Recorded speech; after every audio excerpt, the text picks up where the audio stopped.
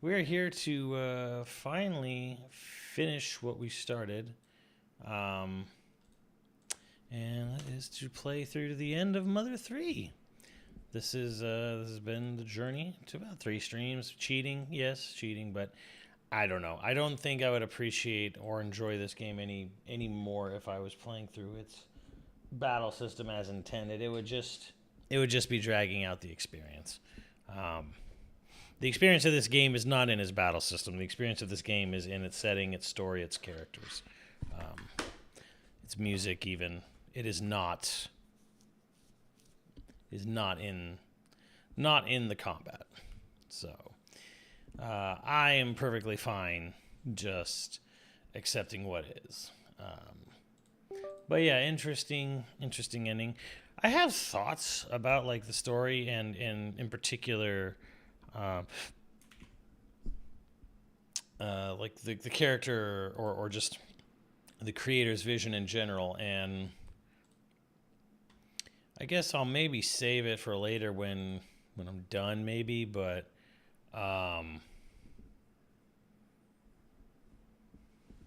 not worth the grind then. Yeah, no. Boom, boom, boom, boom, boom, boom. But yeah, Shigesato Itoi. There's something interesting about the fact that I don't think a lot of people know this, but Itoi is both the character design model, like they based the look, the face of the character, and he voiced the character of the father in My Neighbor Totoro. He is Mei and Setsuki's dad in My Neighbor Totoro. The look of him and his voice.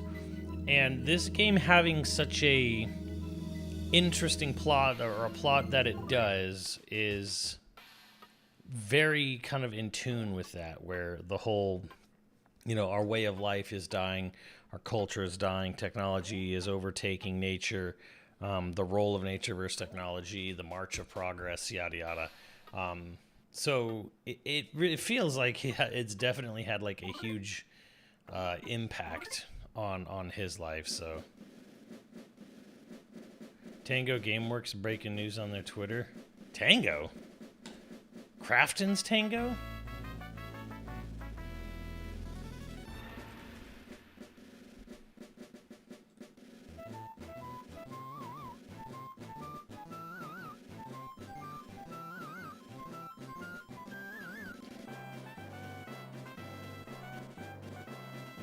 No, it's just the re-release of Hi-Fi, or Hi-Fi is going to have their thing on it.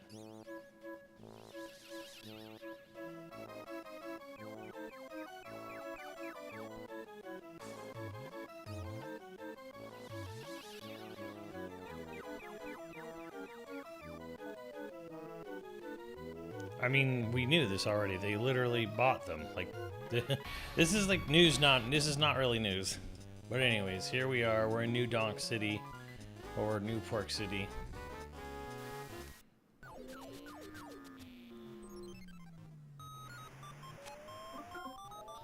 Can I actually play these arcade games? Man, this area stinks. No, it's not me. It's this area. Yeah. The true arcade experience.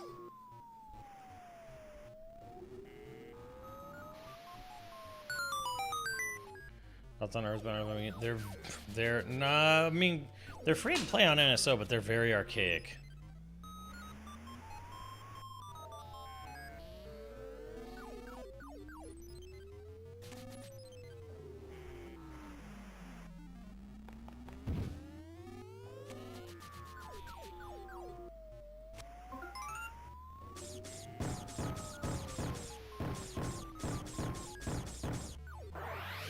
I don't even get to play anything?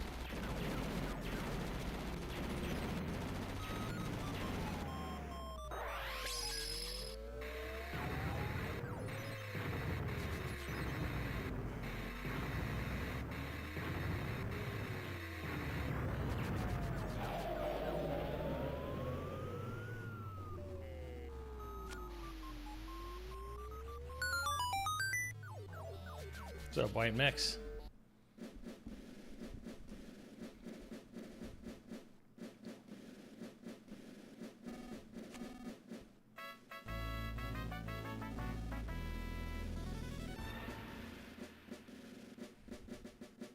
Is that a hooker?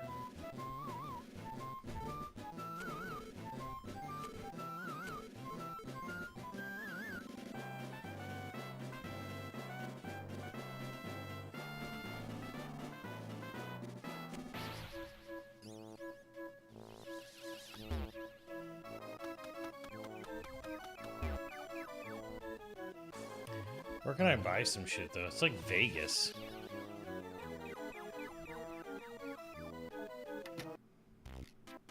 Wait a minute.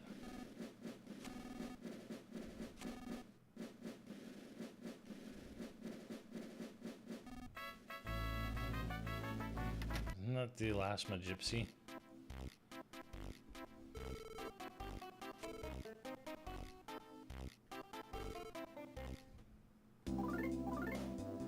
Burger.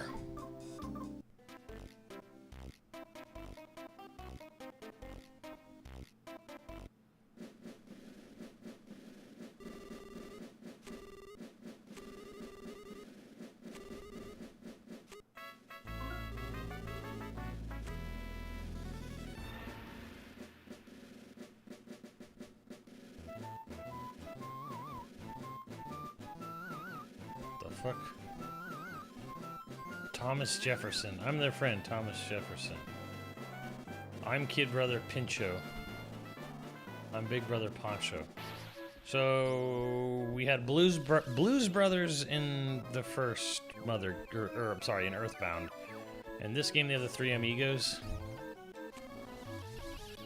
Sanchez Brothers in the front are a very cheerful trio. That'll make you happy.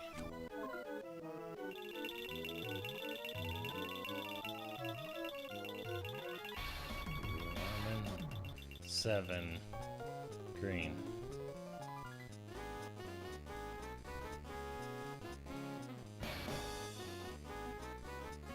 Matt. I hear that you say rude stuff about me. Like I'm a drunk and I'm a booze hound. What are you talking about? Just a middle-aged guy with hiccups. I haven't gone on a date with Matt in such a long time. This really brings back memories. Ugh.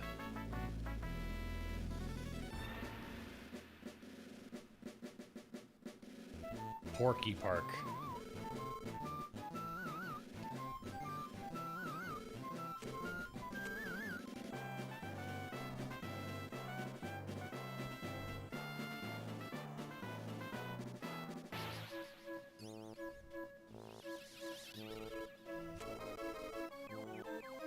Even if the world was a 4-chapter story, I'd spend all 4 of those chapters with him. Aw.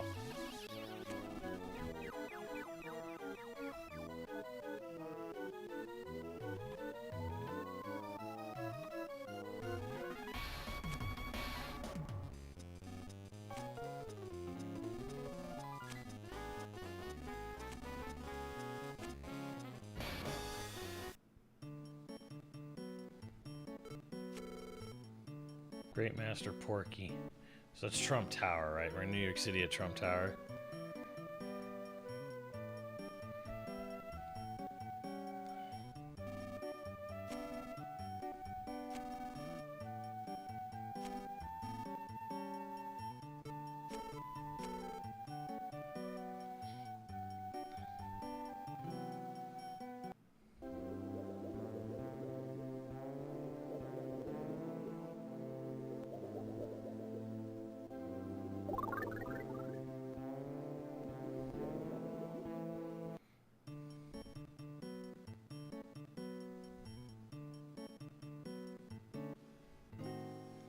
What is this thing?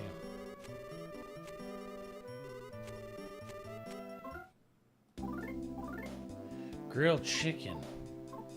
Damn it, I was looking for weapons.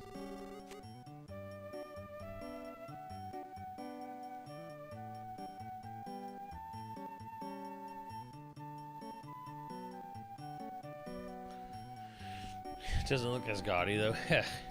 Where am I supposed to go though? I thought they said Master Porky wanted to talk to me. I can't even go up the building.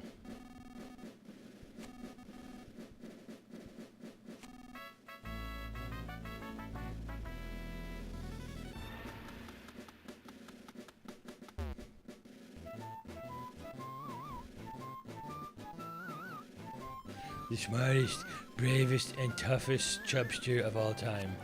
Here stands a statue of our great leader, Master Porky.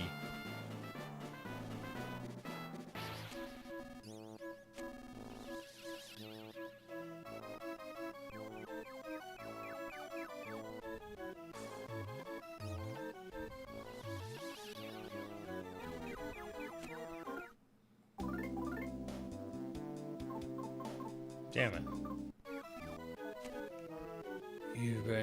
Well, I don't want to fight the statue. I can literally tell you it's going to make me fight the damn statue.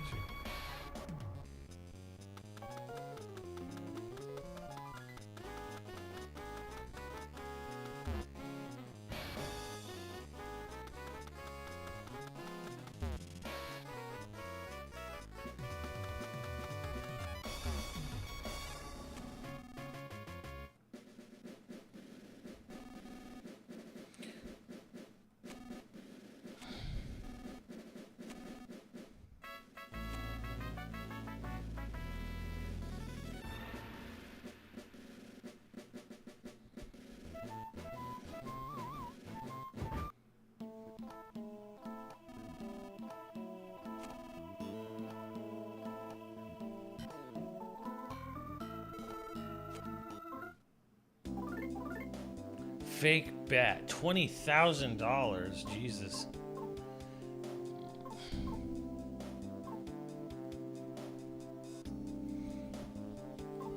Pork chips, pork chops, chicken livers, chicken livers. What do I get? Funny stick. Isn't that better than what they're selling? I feel like I could get a better shirt than that.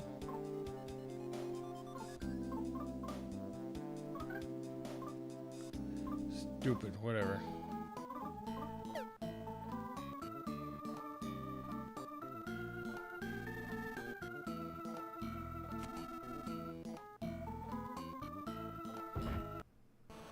This game stinks.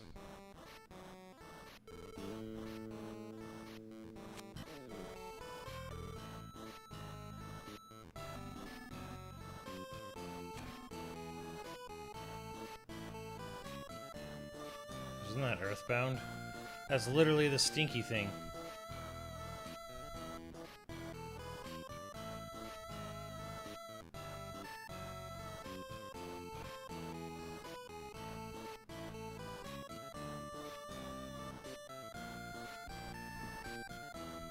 Ness and Jeff and whatever.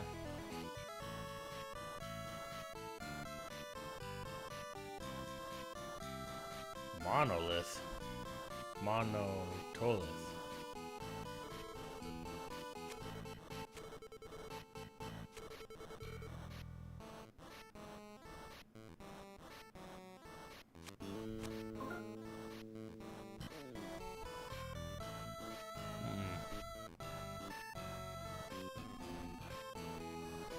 Your guys' leader is locked up in an apartment building underground. Oh yeah.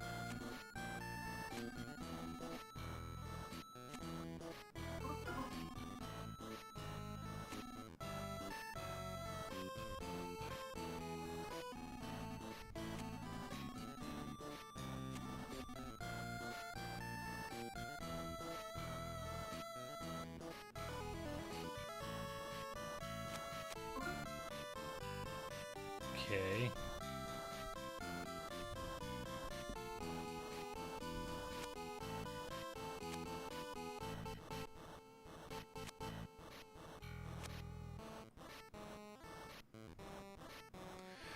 First glance, it seems like this might be a movie-loving boy named Toto or something.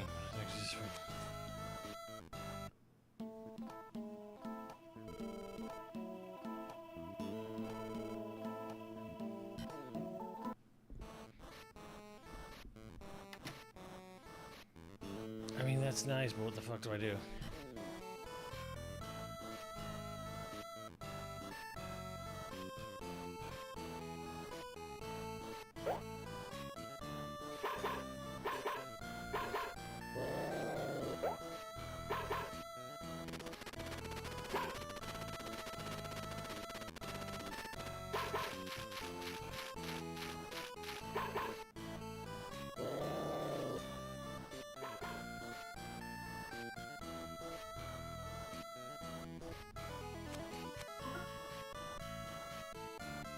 Bye, Foxy, I guess.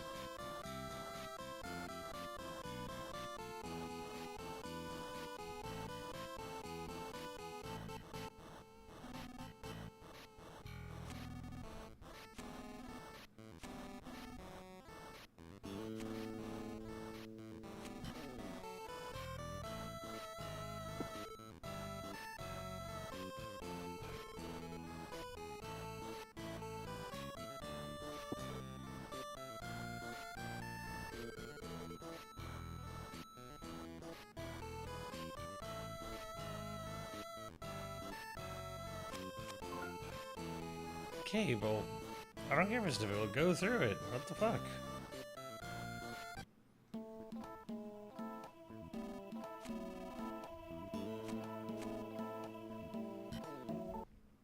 Well, Foxy's gone. I don't know what to fucking do now. Empty apartments. Alright, so we gotta go to the empty apartments.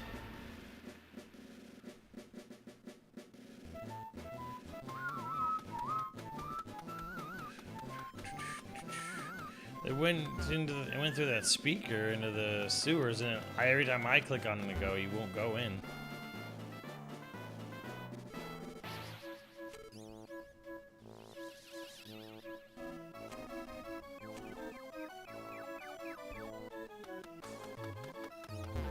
To head to the arcade and talk to the guy on the right in there. Why is it so fucking vague? How the fuck would you even know to do that?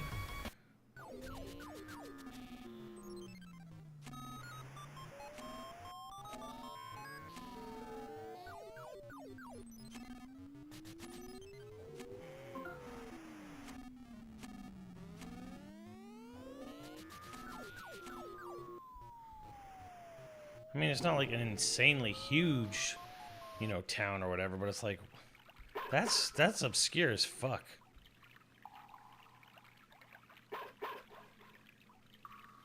That's like one of those, like, where the fuck do I go things.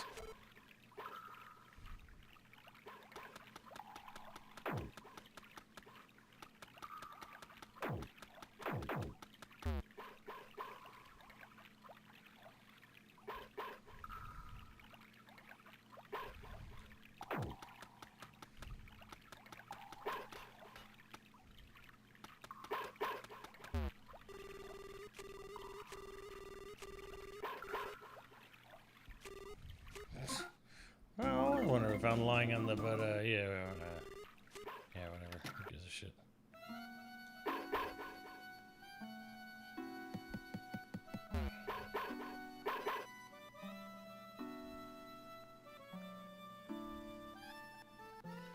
It's the tall man.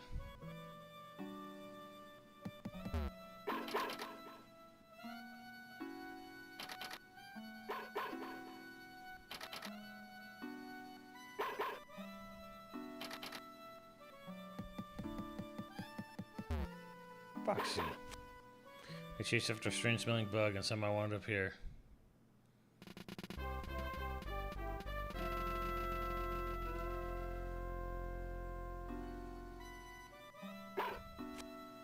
Never mind that. Look what's in the next room.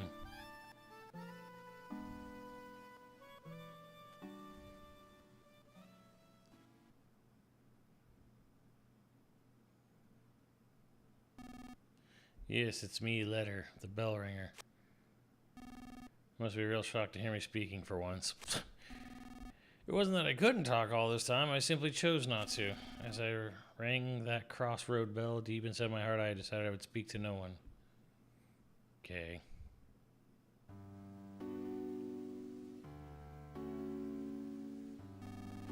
But the secrets I've been guarding are now starting to leak out.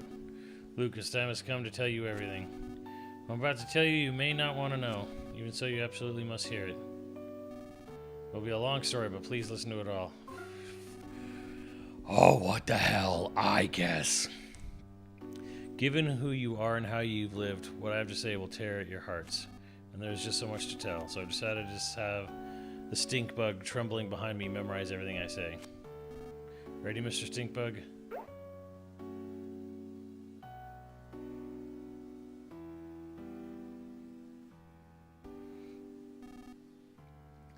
Long ago, there existed a world. A world different from what people on these islands think of. This world was incredibly big. More people lived on this world than there are grains of sand on these nowhere islands. I know it may be hard to imagine, but such a world once existed. Understand? Sure. At some point, the world wound up destroyed. Naturally, it was humans who destroyed it. In the back of their minds, everyone had an inkling that it would happen at some point. And then it really did happen. And so, the world is no more. Everything so far has been about the end of the world. Did you understand all of it? Just before the end of the world, a white ship came to these islands.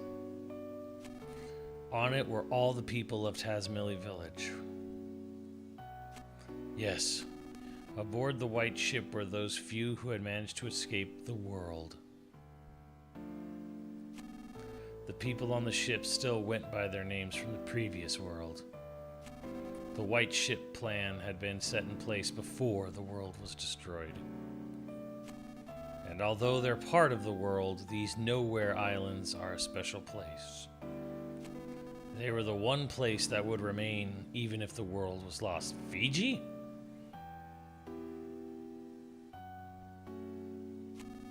The one and only place where people could survive.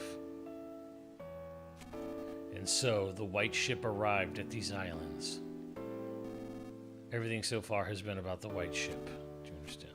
Have you committed everything so far to memory, Mr. Stinkbug?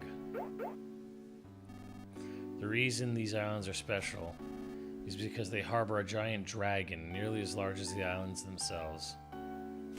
Long, long ago, people lived together with the dragon. However, at some point in time, the people and the dragon could no longer coexist. So using the 7 needles, the dragon was placed into a long, long sleep. Acupuncture.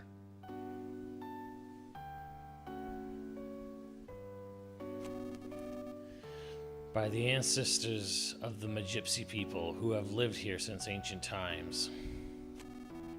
Ever since, the Magypsies have guarded the needles in an effort to prevent the dragon from being woken until its power is truly needed. Thus, until the time of its awakening, the dragon continued to sleep as the power of the earth itself. And so, because of the tremendous energy of the dragon hidden deep below, these islands were protected from the end of the world. Everything as far as I know about Dragon and the Magypsies. What's up, Boba Creek? Is a Zelda MMORPG too much to ask for? Yeah, well, I mean, they can. Someone could do it, but what on earth would make a Zelda MMORPG unique? What would you do to make it unique from other MMOs? Did you understand all of it? Those who came here aboard the white ship feared another end of the world more than anything else. They felt that the world's destruction was a direct result of the way they had lived. The people of the white ship discussed things at great length. They shared their wisdom and spoke with grave seriousness. Then they arrived at their conclusion. They decided to completely erase everyone's memories of the previous world. Is this crawling into One Piece territory now? and start their lives over with new rules and new roles. Yes. In short, everyone would play out the ideal story that they had come up with. That is what happened. The people would restart their lives in a simple, peaceful village. In the kind of place they wished they had grown up in. They would erase their memory of everything, the world, their belongings, their rules. Then they would begin their new lives. Everyone's old memories would be reset and replaced with their newly created story. And thus the village of Tazmily came to be. However, it was necessary to record the fact that the memory replacement had taken place. The hummingbird egg was the device used to store the memories of the white ship people. Wes and his son Duster, both playing their role of thieves, were set to take action should a dangerous situation occur. Remember when they went to Osohe Castle? They went there to retrieve the secret of the people of the white ship. And there's one other thing, me. It was essential that one person retain memory of the previous world to sort of keep watch over things. I was the only one in the village of Tazmily who wasn't given a role in the new story. The sound of my bell served as a suggestion to keep everyone's fabricated memories from reverting. My name, Letter, comes from the word leader. No, that doesn't mean I was anyone special. It's just that I was particularly taller than all the others. The tallest has arrived. So upon discussion, I was selected because it would be easier for me to stand out. Being so tall, people would want to come see me, you know? So I was given the role of revealing these secrets when the time truly called for it. Everything so far has been about those who lost everything. Although Tazmily Village exists in reality, it was originally created as part of a story. I know this may be difficult to believe, but do you understand so far? Sure. Maybe I'll start about Osohe. So, I mean, when they say the people of Tazmily Village, are we like generations deep, or are we talking about the people living there now? Like the NPCs in this game were all part of this. Apparently, long ago, a kingdom existed on this island, centered around the king of Osohe. However, when we arrived on the white ship, the people of this kingdom were gone. I guess since he's part of the group as the one guy who remembered, this is all within the lives of the generation of people living there now. The people of this kingdom were gone. It seems they had left the islands, fearing the dragon's eventual awakening someday. Before boarding the white ship, Princess Kumatora was an infant who had lost her mother and father. Upon coming to these islands, she was given them to the Magypsies to raise, and given the role of princess of Osohe Castle. Wes and Duster being her retainers was another part of the fabricated story.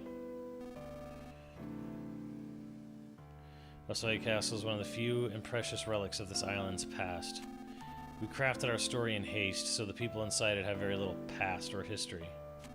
Have you noticed no one in Tazmily can talk about things from 100 or 1,000 years ago?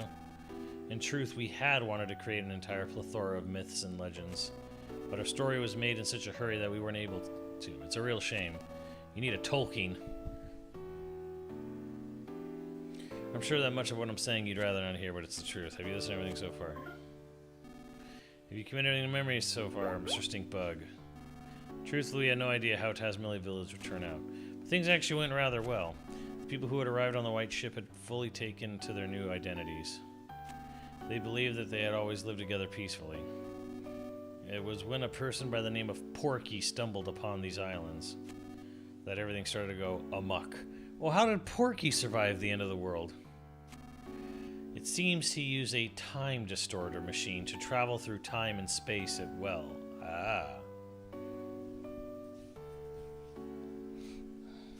However, he was apparently shut out from all other times and spaces, and tumbled into this era and these islands.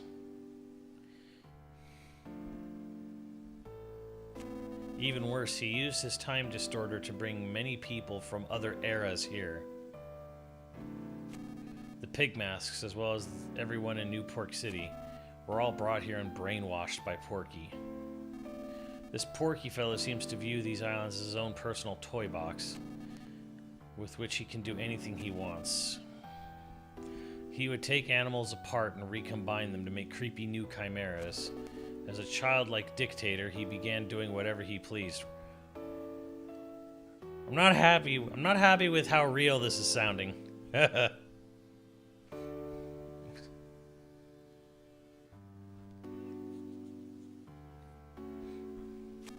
Including building Thunder Tower and forming his own army. Porky eventually learned the white ship's secret because of a traitor among the Magypsies.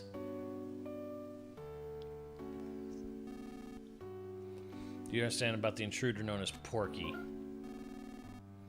So, okay, yeah, I mean, this is kind of a question I don't know if this game would answer.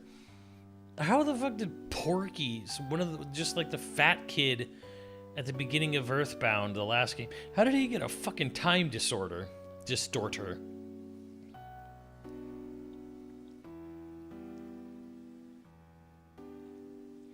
The traitor was Lucria, the seventh Magypsy, and the only one you haven't met yet. After Lucria, I guess it's Lucria? Lucria joined forces with Porky. Porky learned about the White Ship people and the secret of the sleeping dragon. Porky decided to pull the needles to wake the dragon so he could use the power for himself. The dragon is the power of the very earth itself, you see. It's said that whoever pulls the healing needles will become the dragon's master. However, only a very select few people are capable of pulling the dragon's needles. Apparently neither the Magypsies nor Porky have that capability. Yet the needles are being pulled now. That means Porky is somehow controlling someone who can control the dragon's power.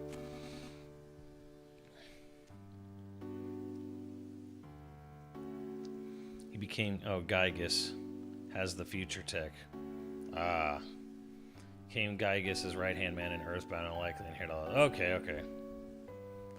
I wonder, do they state that, or is that just sort of implied? Also kidnapping Dr. Andonuts, true. If we don't, the world will be completely destroyed again, and will spell the true end for everything. End of Evangelion. For Porky, that might be the ultimate pleasure, but we can't allow it to happen. We, the last handful of people there are, absolutely can't allow it to happen. Lucas. Seems you're a chosen one, with the ability to pull the needle sealing the dragon away. You must pull the dark dragon's needle with your own hands. Pass your heart onto the dragon. Let this be my one and only order to you as your leader. Do you understand anything about the dragon's awakening? I hear that 6 of the dragon needles have been all pulled. Deep in the earth, the dragon is likely beginning to stir from sleep now. Supposedly the last needle is somewhere here in Newport City. Porky's been gathering everything that lives on these islands into Newport City to prepare for the final needle's pulling. It's possible that he's planning to hold one final twisted party. A great Gatsby gala, if you will? But now is our chance to change this looming crisis into a golden opportunity. All things may come to an end, or new and bountiful things may begin. Wouldn't you like to help that happen? Lucas, you were once a weak, fragile boy, but now you've been given a tremendous role to fulfill. Now that you know everything, including everything, I'm sure you'd rather not know. The time has come for you to save the future of all life as we know it. God won't make you bear more than you can carry. I'm sure you've heard that phrase before. What the fuck is that doing in this game?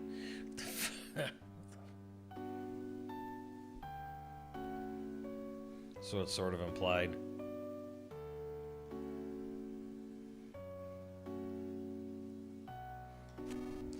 Know that you aren't fighting alone. Everyone, and I do mean everyone, will lend you their support. That was a long story, but that is the end of everything I have to tell you. Do you understand it all? Sure. Only the Magypsies really know the needle's location, so I don't know where to find them, but from the way Porky and the others have been acting, I would say they're now very close to reaching the 7th needle. Please, Lucas, be the one who pulls the final needle. Porky issues his orders from the 100th floor of the Empire Porky building. Start by jumping into the fray and storming the building. After that, you can start looking for clues. It's been such a long time since I've spoken to anyone, and now I'm exhausted. The stink bug should remember everything I've just said. Take him with you. That way, if you happen to forget anything I've said here, you can ask him to repeat it. Will you go with him, Mr. Stinkbug?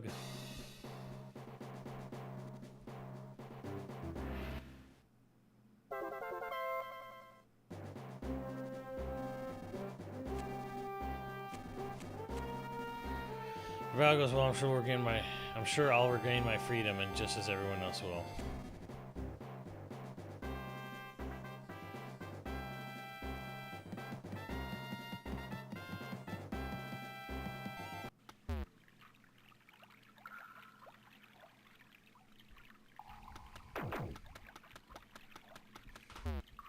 Wow. Slow down there, tall man.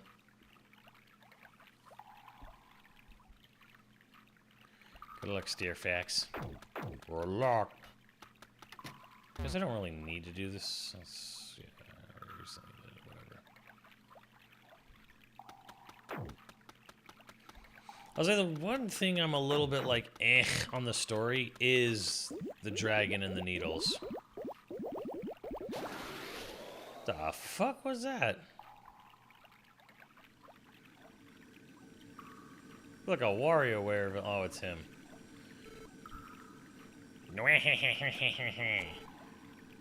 That's one way and 8 he's.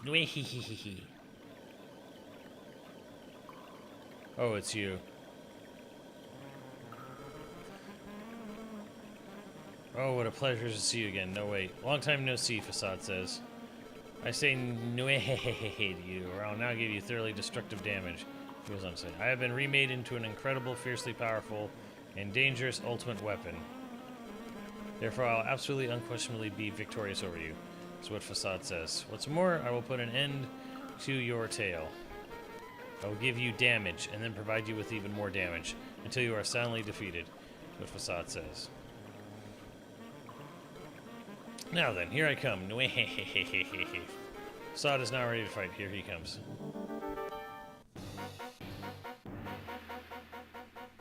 Miracle Facade.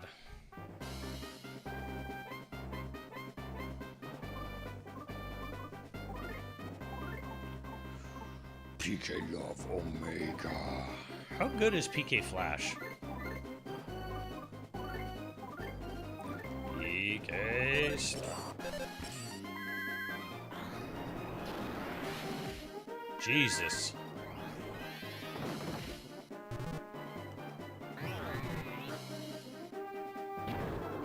He farted on me.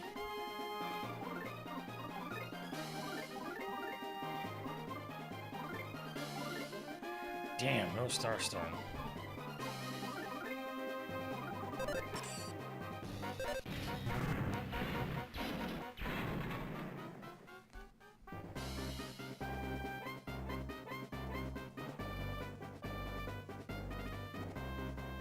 Serious now.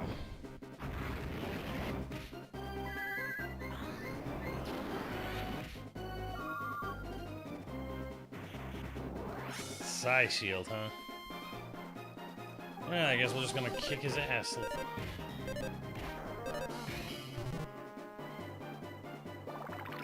Oh, hell no.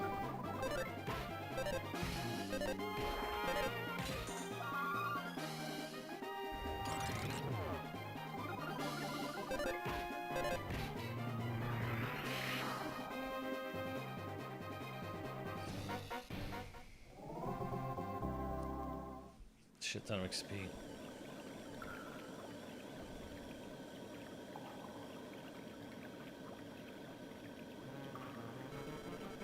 Yeah, ow, ow, ow, ow. I will not translate this part. Ah, oh, shit, ah, oh, fuck, ah, oh, fuck, shit, fuck, god, fucking damn it, ah, oh, shit, fuck. There, I translated it for you. The reason being that these are not words, but simple sounds. You have bested me, kind sirs. Actually, no. You do not best me. You are merely detestable. You're despicable. I am sick of all this fighting. Very, extremely sick of it. This is all just a game. You could call it Master Porky's game. You people are still stuck inside the game. As for me, I may have been removed from it, but I am still not sure. The flames of my life are in danger now. I do not think we will ever meet again. And not just in battle. But Facade states. He also adds in a very faint voice, Nue hee hee. Facade is now going to plummet. Oh. Good place to die. I am an interpreter, but now Facade is gone, I am no longer needed. Please do not chase after me. Goodbye.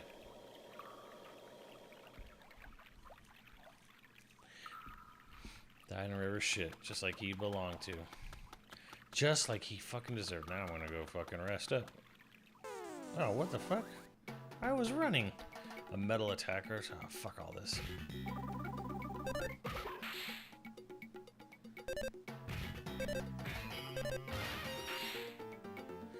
Moldy man.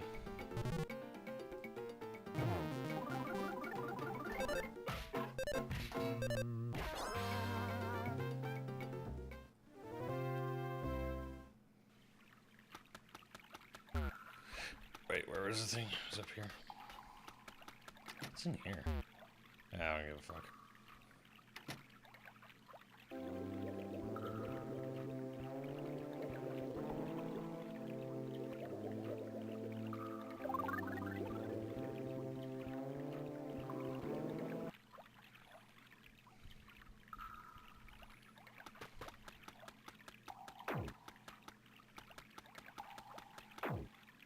Huh.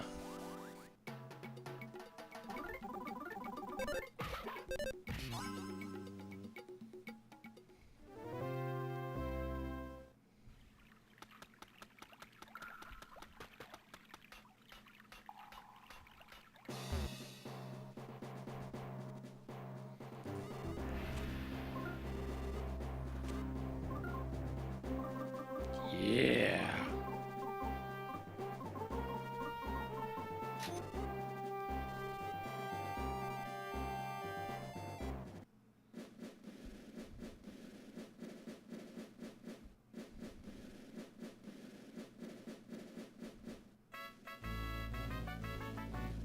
I don't know if I need to buy anything else. I love New Pork City.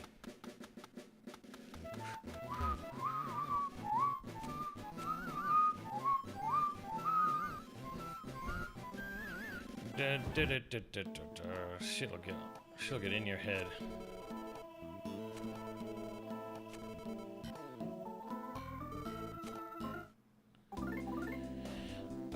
Is this bad? Because I have a weapon that's plus 40, so isn't that...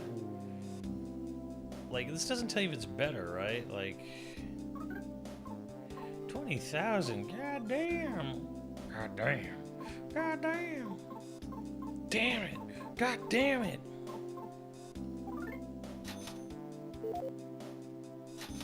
I'm sick of all these goddamn bananas.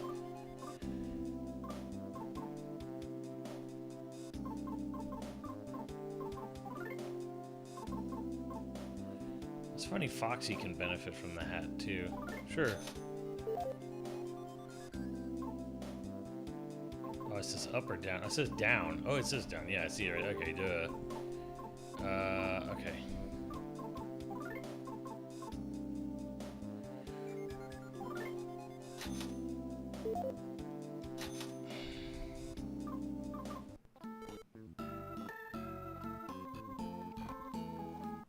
Alright, well that helps.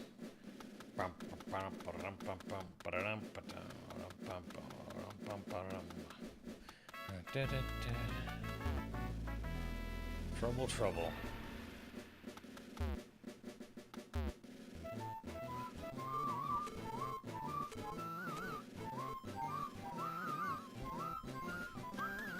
God damn.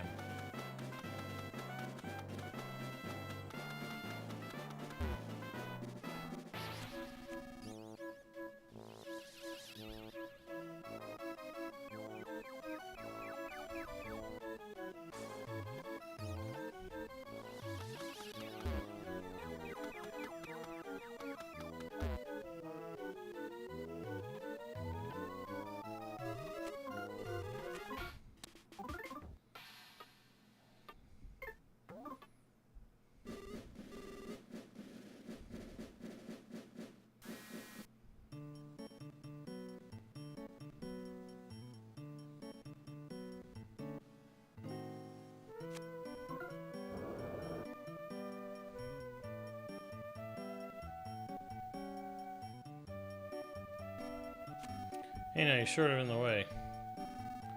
So, Brooks, I rushed to fix. For some reason, it wouldn't stop at the concert hall on the 24th floor anymore. Works fine now. Wait a minute. You weren't thinking of going to the 100th floor, were you? No! Oh, I did go to the concert hall then. Yeah. Get you that cool, groovy, and slightly indecent and giggle-tastic DCMC sound that you so long for.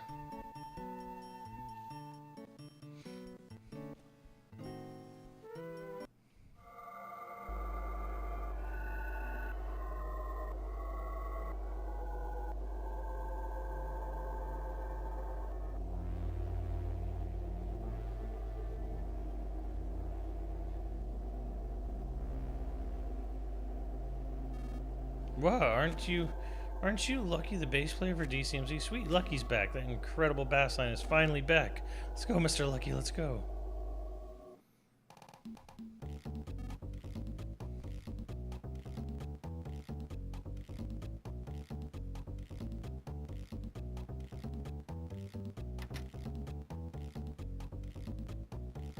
What the hell's going on here? Is it a sweatshop? Lucky. Long time see you, bum. Long time no see. Shimmyzim is. We've been having some pretty okay concerts on our own since you left. But with you here, it's gonna be like, wow. Lucky, I missed you so much. Where have you been? Have you been? Lucky, it's good to see you again. All living things on these islands have been gathered here in Newport City. A great, undefiable power has prepared a festival for the end of all life. We can see through this porky guy's shallow-brained plans like they're nothing. Why is that, you ask? Because we're so drunk on our music that he can't fool us with nonsensical crap. Alright. I don't know who this porky guy is, but with all 5 DCMC members back together, nothing can scare us now. Well, if I think about it really hard, maybe I can think of something that can scare us. But no, nothing can scare us now.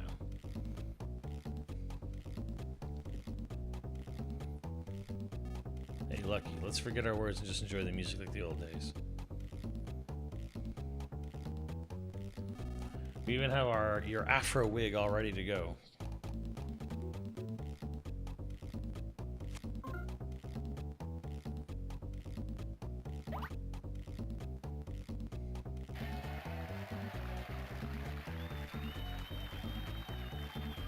What's up, Blood Virus?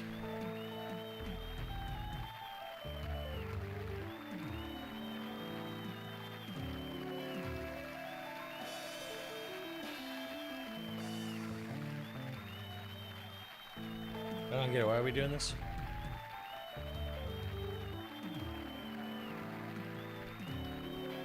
Are you enjoying Hades too?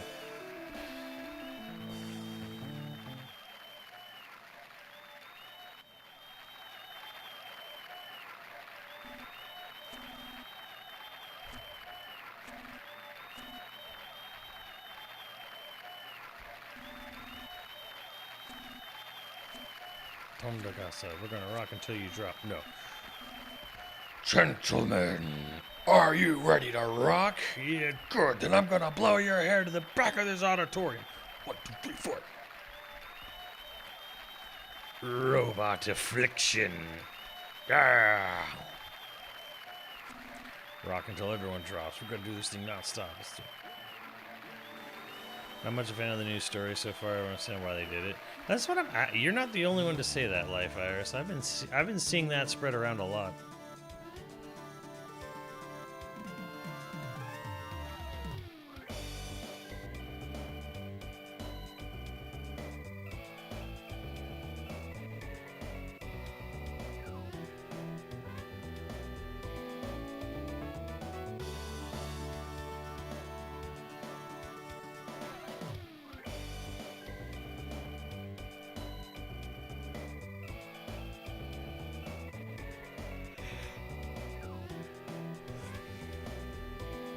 The new ending is way better than the OG one. Oh shit, did they update their ending?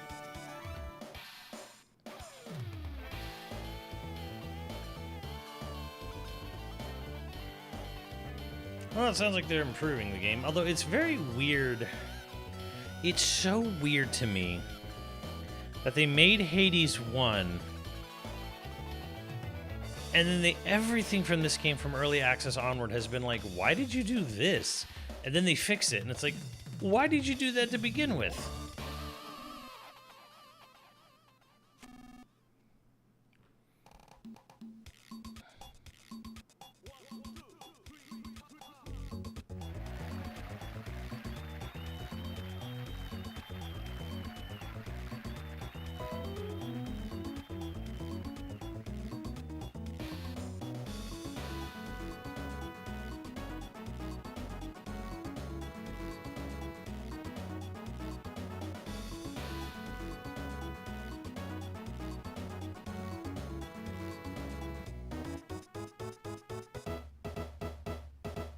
You know, one of the reasons I've heard beyond just the Magypsies being an issue for localizing this game is and I've heard a couple things here too where I'm like, there's like DMCA songs in this game. Like, obviously, like, redone with like synth, MIDI synth stuff for GBA, but like,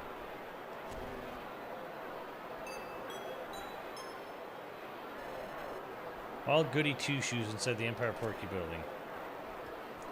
Attention all goody two-shoes inside the Porky building. Your final game had begun. Please guard up with puny wisdom and pathetic kids you have. Alright, is Porky Trump or Cartman? I need you guys to answer this for me.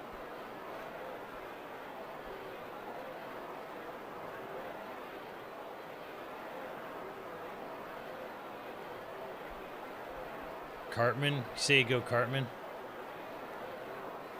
More like Cartman. But, okay, guys, it is physically impossible for me to do two voices at once.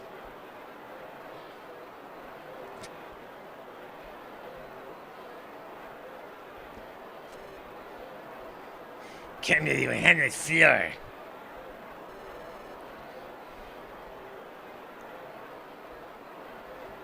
Yeah, there's no guarantee the elevator will work. You want it however you want it to.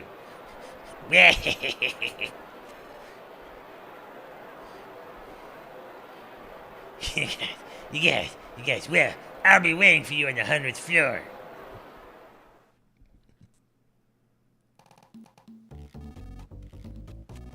Wayne Glum, we got luck on our side. We've always had dumb luck on our side. Tom DeGassa. You think the concert might not have been stopped had we played Porky's Lullaby song or something instead? Lucas, was it? We're leaving Lucky in your hands. Oh wait, I mean Duster. I forgot, he's not Lucky. It's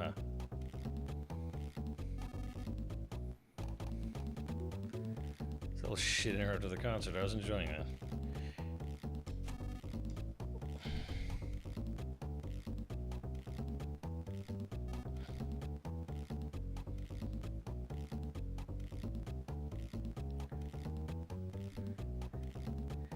Tree Parker and say love fling on. There you go. You guys. Yes. I have to think about like Cartman and clips. Well, I haven't watched South Park in a while, but.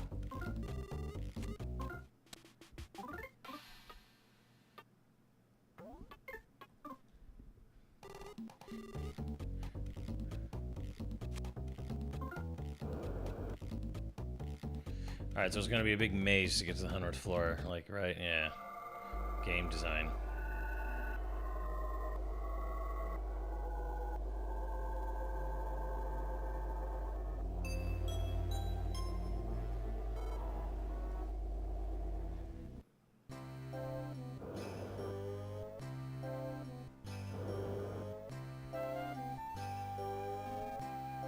Hippo pool. Here you can swim with hippo launchers and gaze at hippo launchers. Observe hippo launchers eating. You can even fight them. That's dangerous, though. Look at the ass on that thing. Hippopotami that have been fancied up and equipped with powerful missiles. Incredibly popular, even among women and senior citizens. Improvements to create household pet versions are currently underway.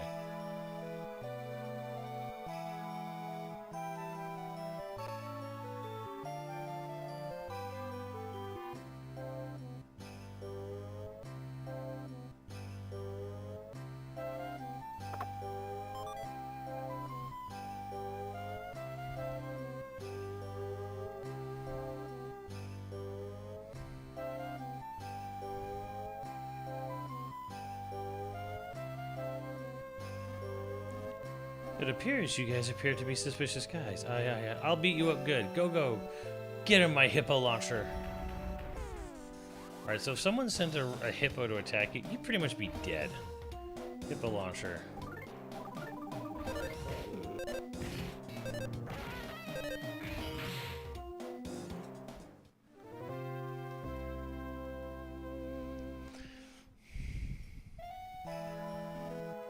My hippo launcher. Curse you, you'll pay for this, sure.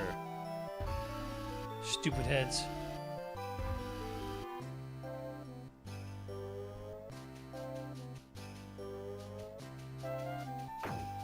Alright.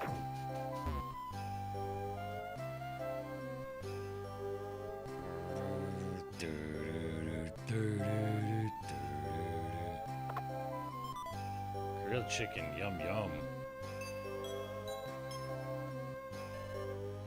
Breaking news alert.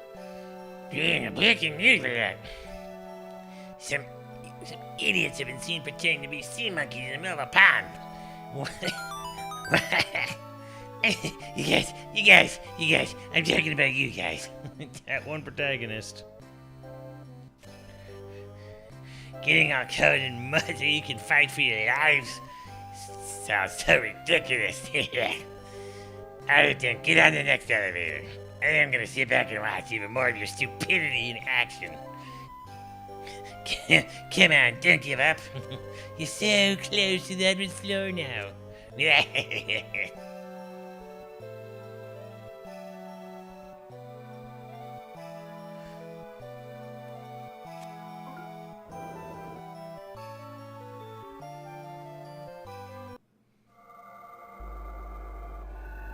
Yeah, a real hippo would kill this group and very quickly and easily.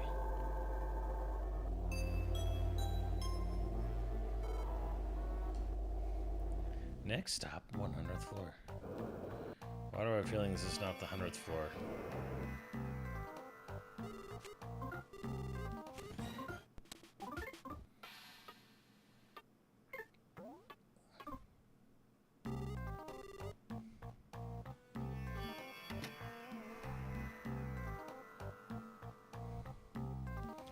The fuck is going on here?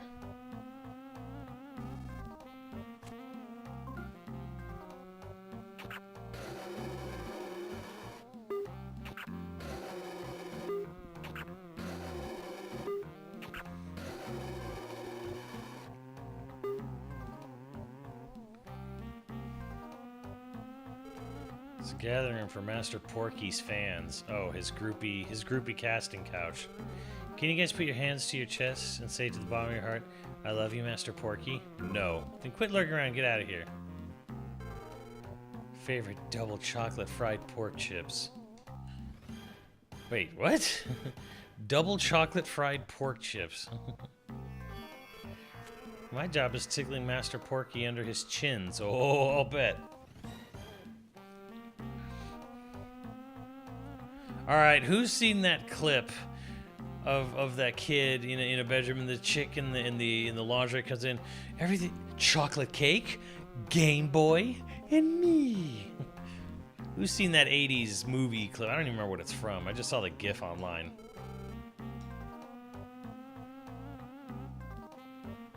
His chins. Who's seen that? Chocolate cake, Game Boy, and me. Yeah, I remember that, yeah. Just look it on YouTube. It's not like R-rated or anything. It's just like it's like PG, maybe PG-13. It's just like it's just some kid gets I don't know. It's like I don't know what the context is. Kid gets a genie, gets something whatever. Chocolate cake game. Just look up chocolate cake, Game Boy, and me.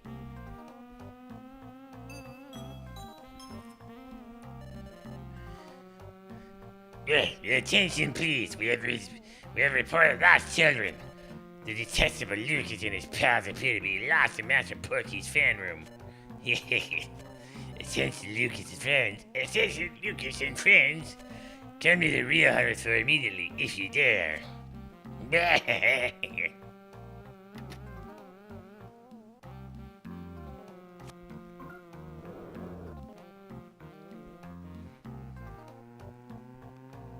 1990s TV show called Picket Fences.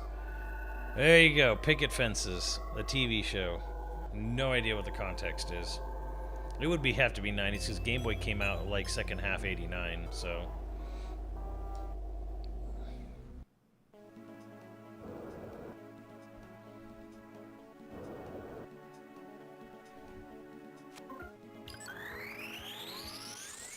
The fuck is Picket Fences?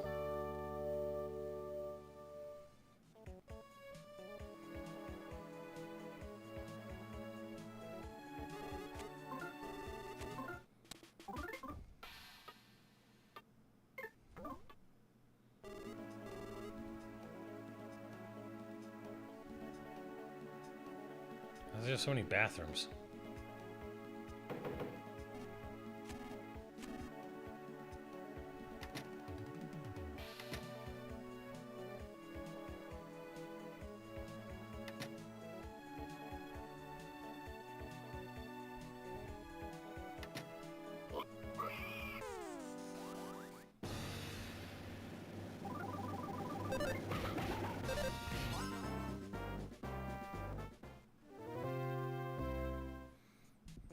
All I was doing was taking a shit.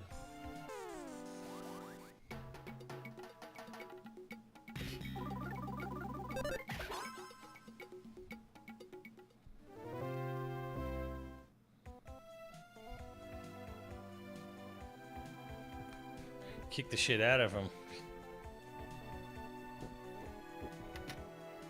Yeah, okay.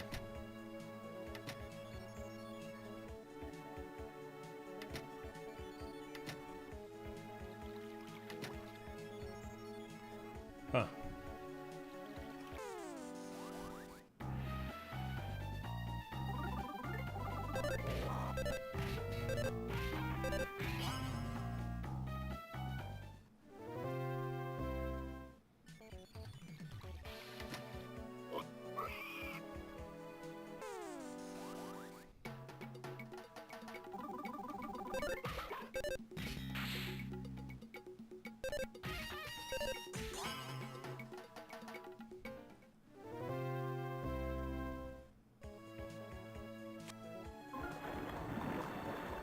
She didn't flush.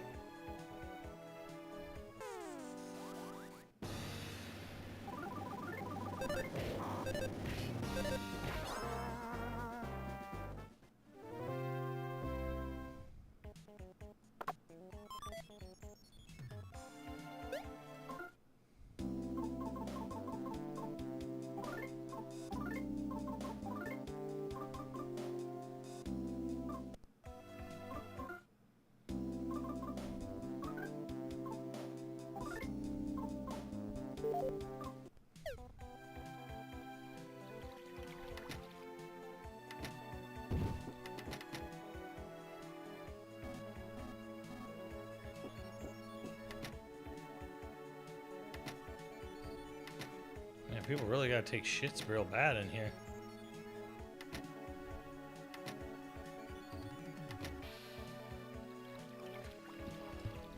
Uh-huh.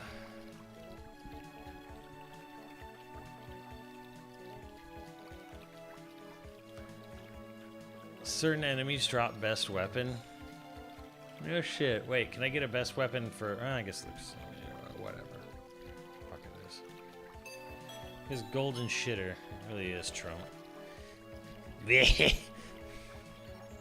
1/128 drops. Fuck that.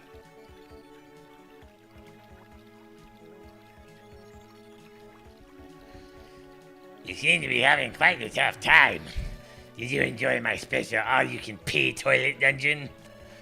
Yeah, then I have some sad news for you. The place you're at now isn't really the 100th floor. It's a fake. You're nothing but a cheap toy crawling around in the palm of my hand. Alright, allow me to invite you to the real 100th floor. Board the elevator just ahead. I'll be waiting for you.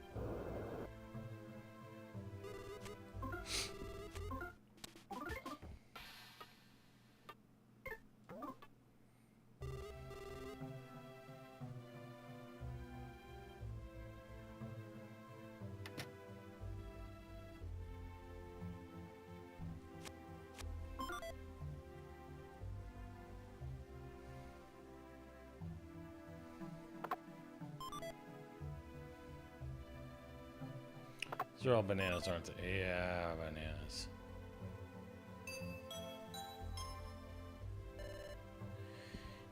You guys have no tact whatsoever, do you? Get out of there and get onto the next elevator. And then make it to the real 100th floor.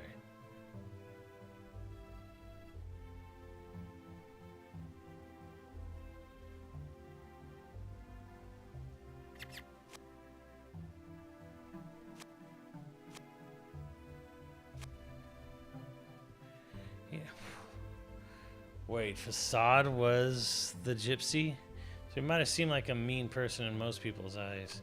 He was very nice to me, at least. Do you think he'll be coming home soon? I'm so lonely. I kind of murdered him, so yeah, I don't think he'll be coming back. I don't think Lucrea is coming back anymore. Oh, me? I'm a mouse Lucrea I like to dote over. He had a creepy laugh, but might have seemed like a mean person in most people's eyes, but he was very nice to me, at least. So, well, I murdered him. I'm sorry.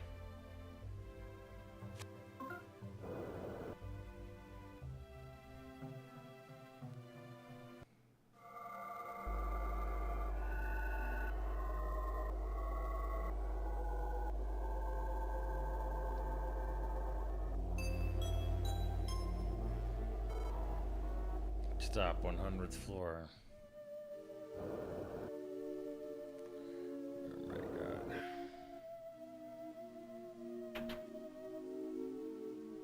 What the hell's all this shit? Get away.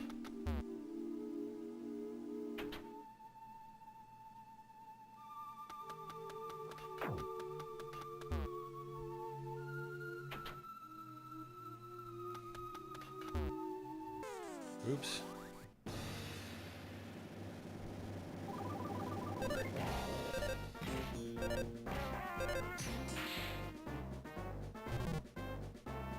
Rhinocerocket Mark II.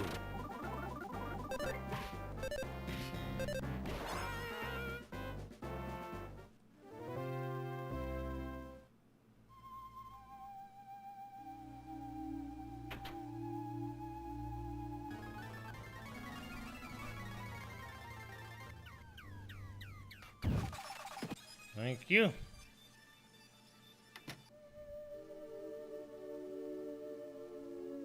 Why do you have fucking snakes on your construction site? What the fuck wrong with all y'all? Favorite pizza. Lumber. I'm surprised they're using wood at all.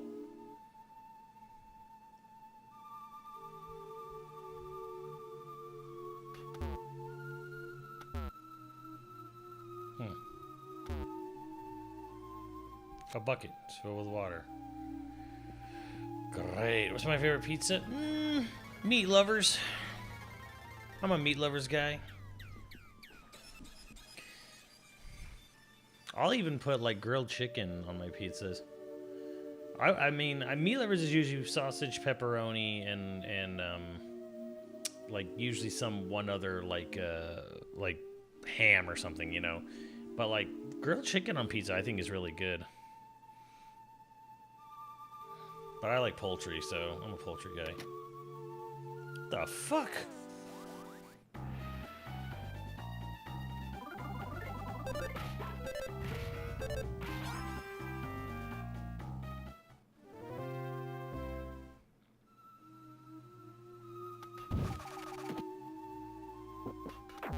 Fuck out of the way.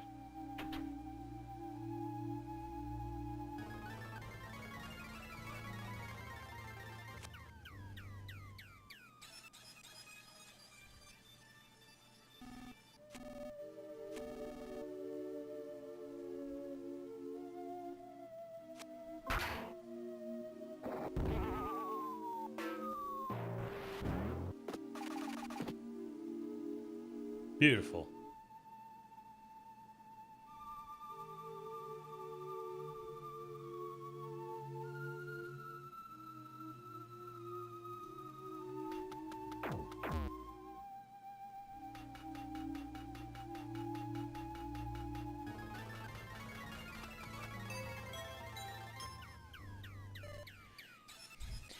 It doesn't work out. Some idiots have snuck onto the construction site and are causing loads of trouble. Idiots, you idiots! I'm talking about you guys. Come on now, how about you actually try to come to the 100th floor already? You're really starting to irritate me, making my dentures itch like crazy. Get on the next elevator already.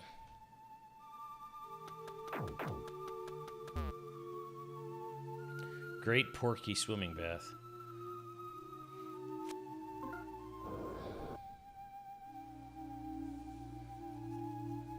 Chicago tavern style in New York City, yeah. Yeah, but what's yours, Nico? Are you one of those weird heathens who likes pineapple on pizza?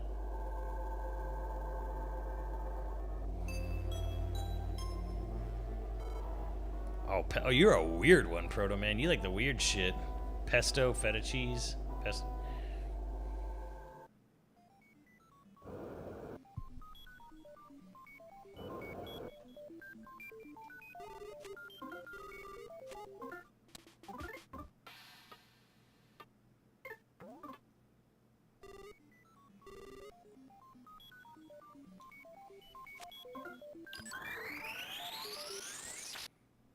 Sausage is good, yeah.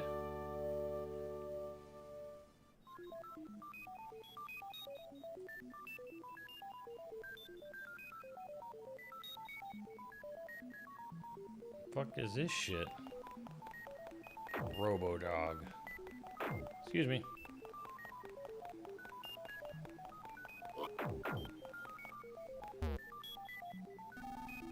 This green liquid is the base component of the Nice Person Hot Spring. Soak in until you're red in the face and your personality will turn gentle and make you into a nice person who loves Master Porky.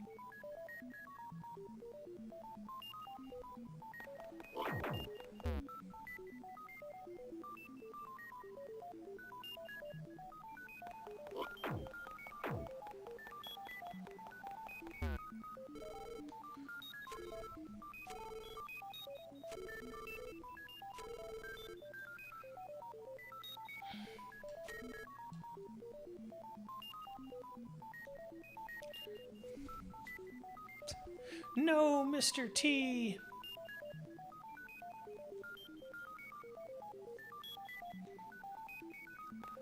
That guy's upside down.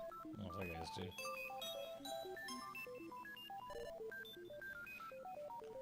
Attention, please. You appear quite exhausted there, Lucas. But the real fun is just about to begin. Alright, climb up the stairs just ahead. Come on, don't disappoint me now.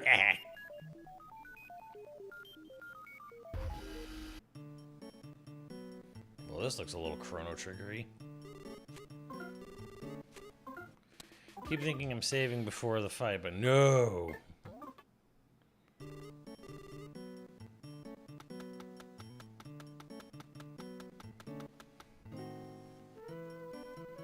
Music is neat in this game, very funky. It's not Chrono Trigger, though. Most cursed chimera in the game you've seen? For me, it's the elephant and ostrich one. Good question. Detroit-styled whatever toppings I feel like. Some days meat, extra salad, there's a pepperoni. But Nico won't say what his favorite pizza is unless I missed it. The game is rather generous. It is, and I appreciate it greatly for that. That's good game design. Better to be over-generous with saves than not.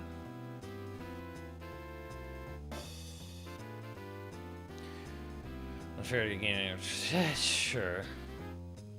Master Lucas and friends, I have been waiting for you. I've changed my hat, so perhaps you don't recognize me, but I was the chauffeur of that difficult-to-drive and far too long limousine. Please see you've made it this far. Now I'll determine if you're fit to meet with Master Porky or not. Kindly follow me, if you would.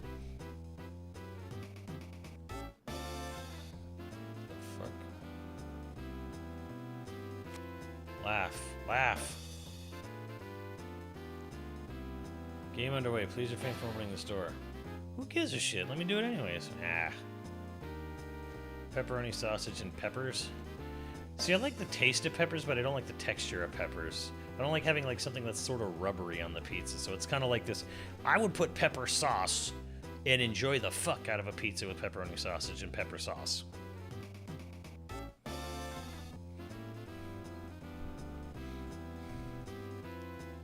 I'm weird about food texture though. Always have been. Master Porky just loves to play fun games, so I'll use the Super Whack-A-Mole game.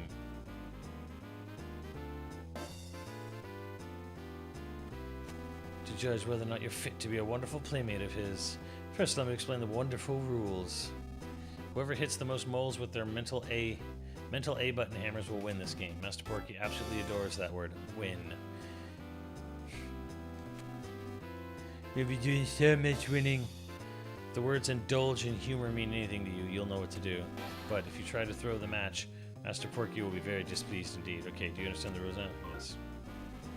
Hit the old guy in the helmet and you'll be zapped. Do try to be careful. Let's bring out Master Lucas's competitor, Master Mini Porky.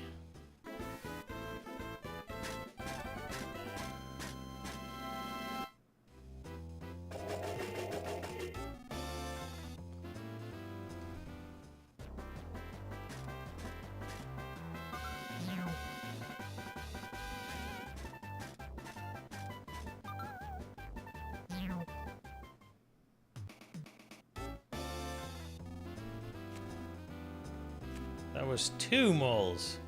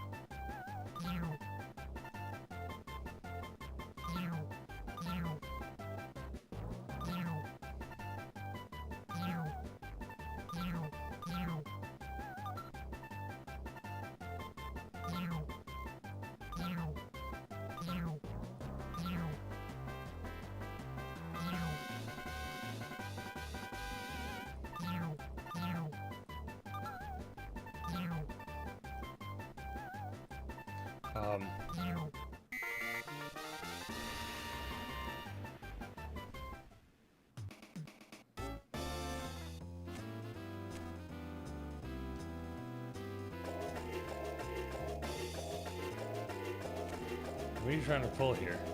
You got all worked up and then bang, bang, bang. I thought your hammer was going to break. Here, let me see your eyes. Whoa, they're bloodshot. I'm afraid I can't introduce someone as frightening as you to Maelstrom. Try again, but this time with a fresh outlook on things.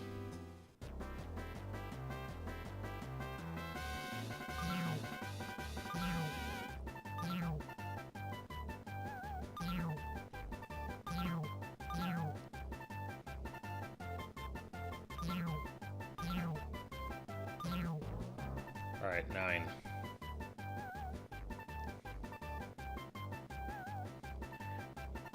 Oh, nay. I think pineapple on pizza is disgusting. I think warm pineapple is disgusting in general. I think pineapple is already like a weird, like, pulpy, stretchy texture. And then and it's very sweet, and heating it up. I get the salty and sweet thing, but I'm not a fucking horse, so I don't need salty sweet. I salty and sweet can be their own separate things, but I really don't like the pulpy, stretchy, fleshy vibe of a pineapple all heated up. That's gross.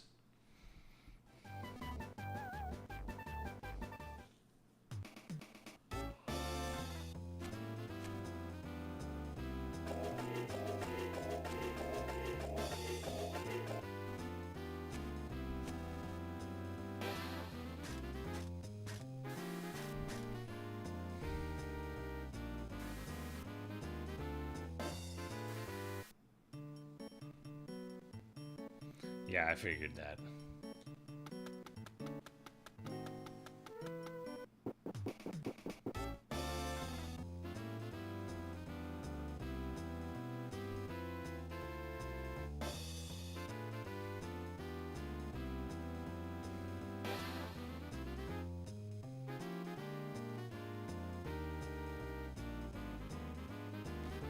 Why'd you put a salty and sweet item on a savory pizza? Oh, Beerus is anti-pineapple? That's amazing. The Purple Bridge race game. You both start from a purple bridge at the same time, and the first to reach the other side wins. You understand the rules, yes? If you have the 2 words indulgent and die balls, perhaps the farm will be the unpleasant.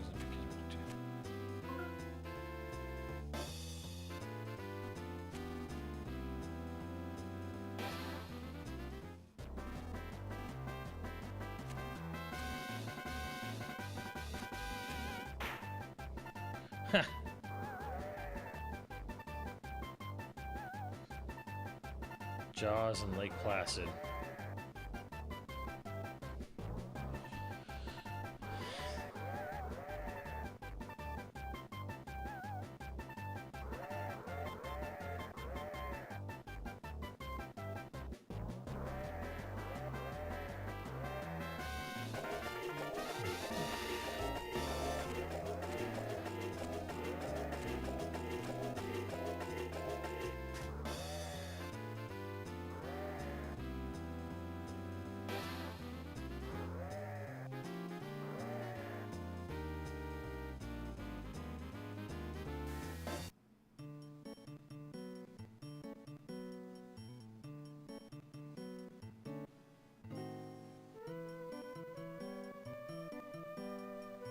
You know, she's that's Dr. Robotnik.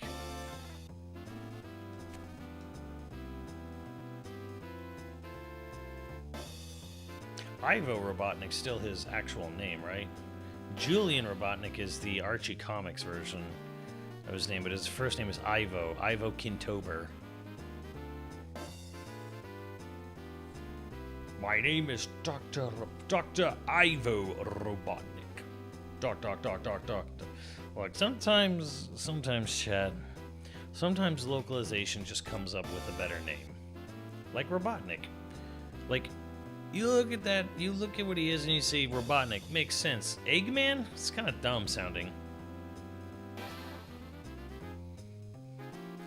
To whom goes the boom? Alright, here's yours.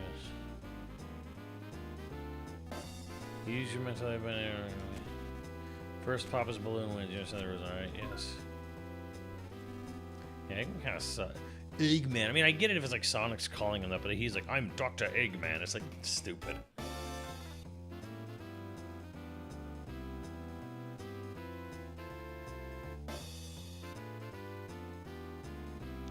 What's that AM? Wasn't that what Archie also called him, or was that just the cartoon?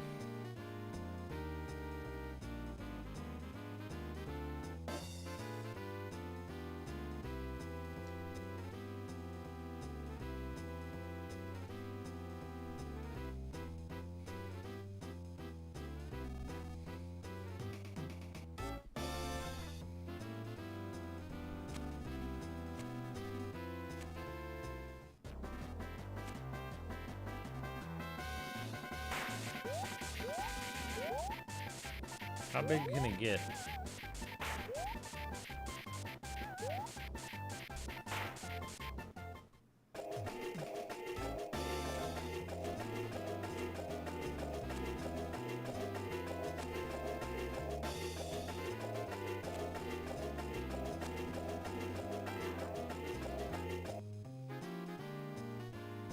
Hey, you said the points are tripled.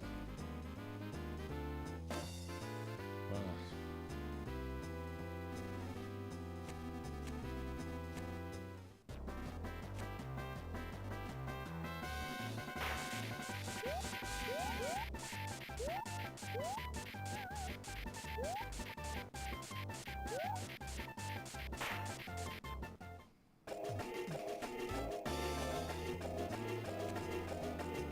Oh, I thought that was as big as it could get.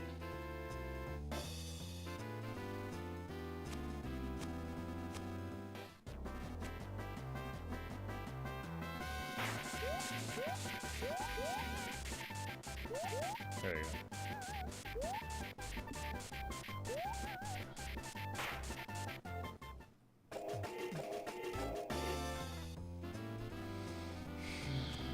You're so young, yet you master so much ever deem fit to meet Master Porky. No, but he's gonna be very wonderful. Is it? Blah.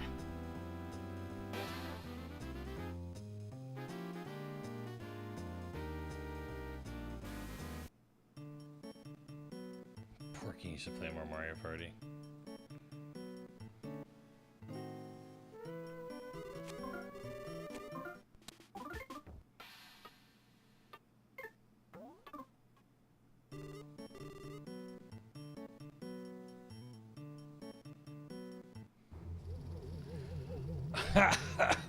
The absolute fuck.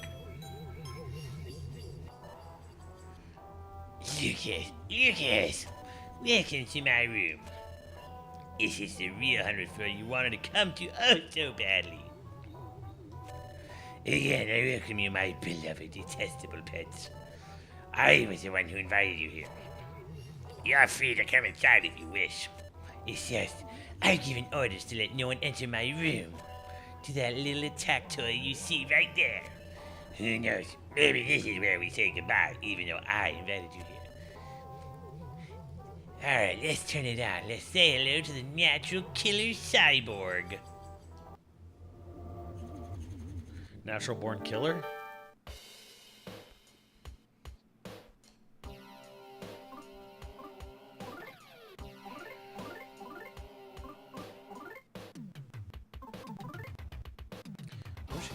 Wish there was a way to get Kumatora more PK.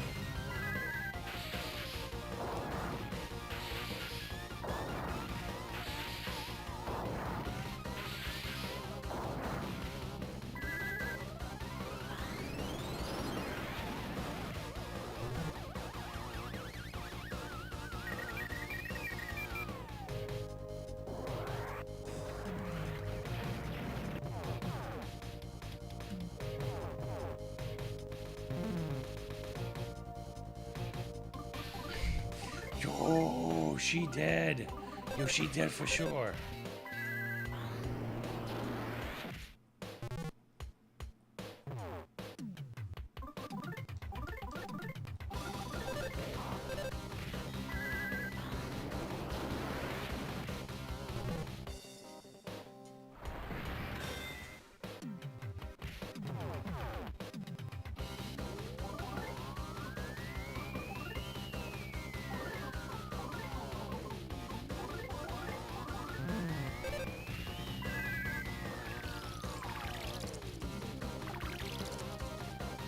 Shit.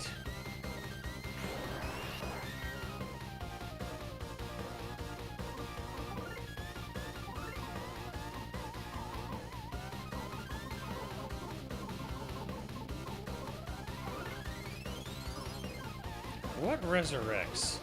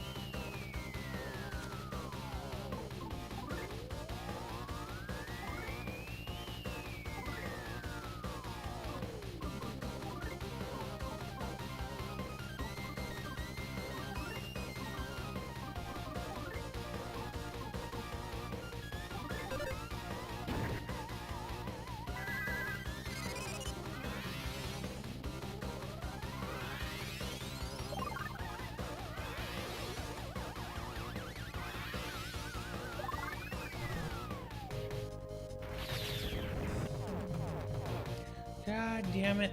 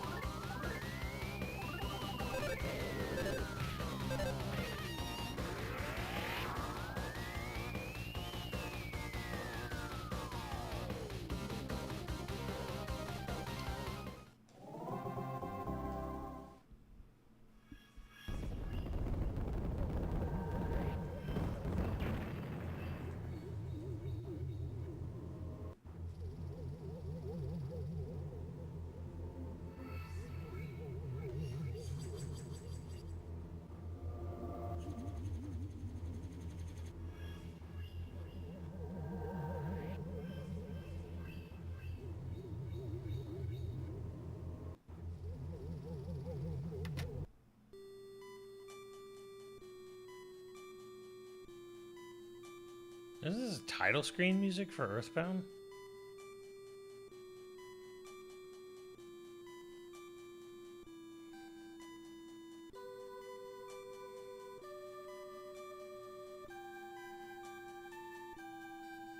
Mother 1.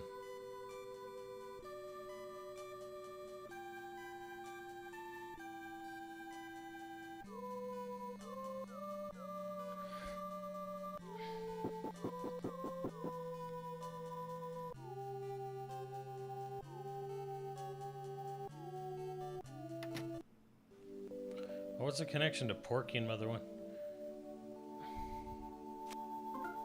Oh, this is all from Earthbound shit.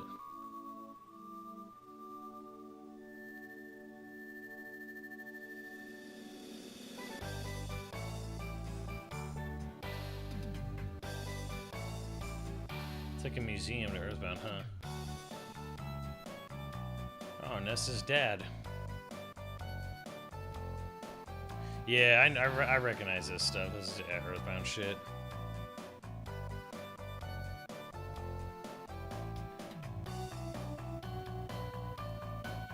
This must have been crazy for fucking Earthbound fans playing this game.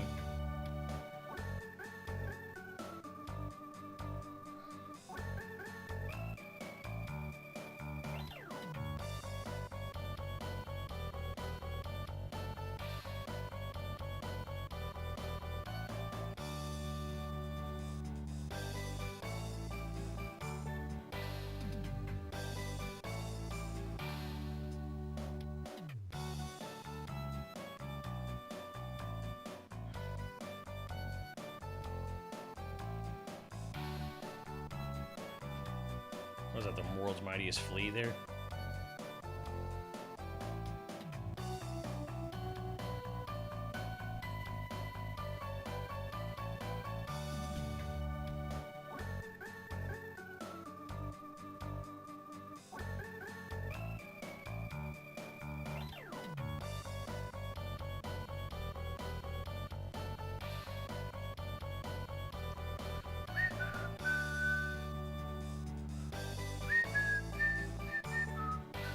All right, let me break this down into a language you might actually understand. Honker, you are fucking foul mouth at the movie theater in the Tiny Toons movie. Let that sink in for a moment.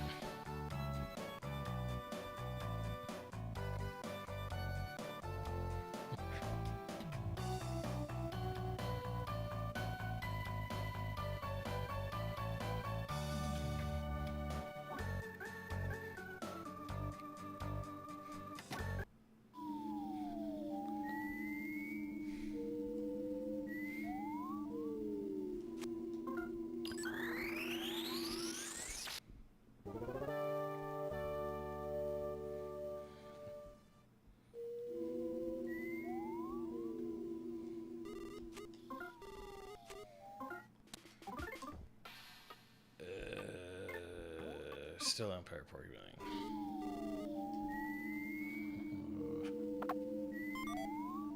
A pencil eraser.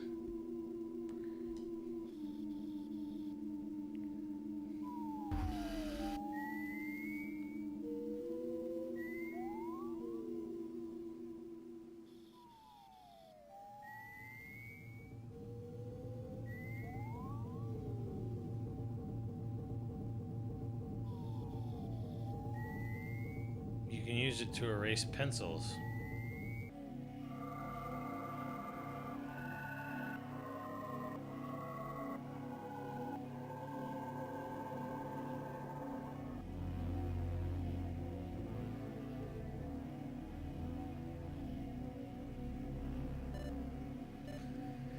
The beginning of the end. The end of everything.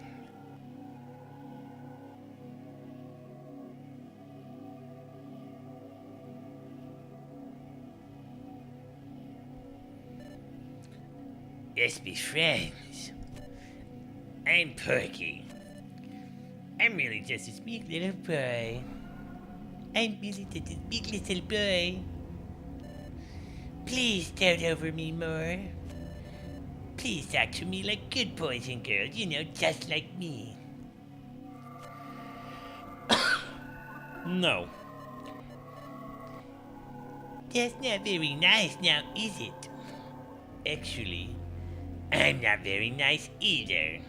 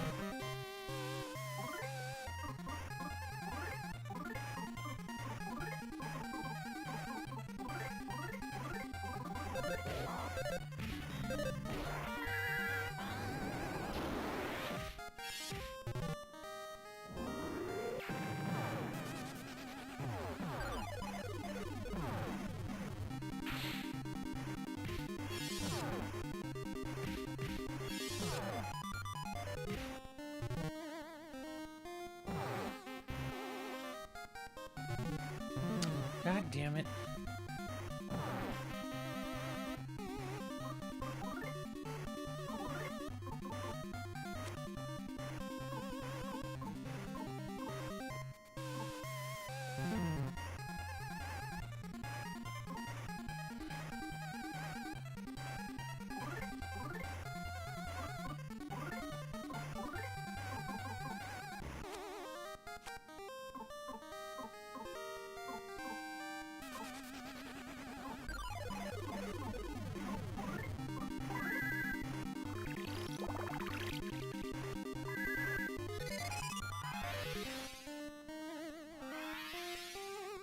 This is dying.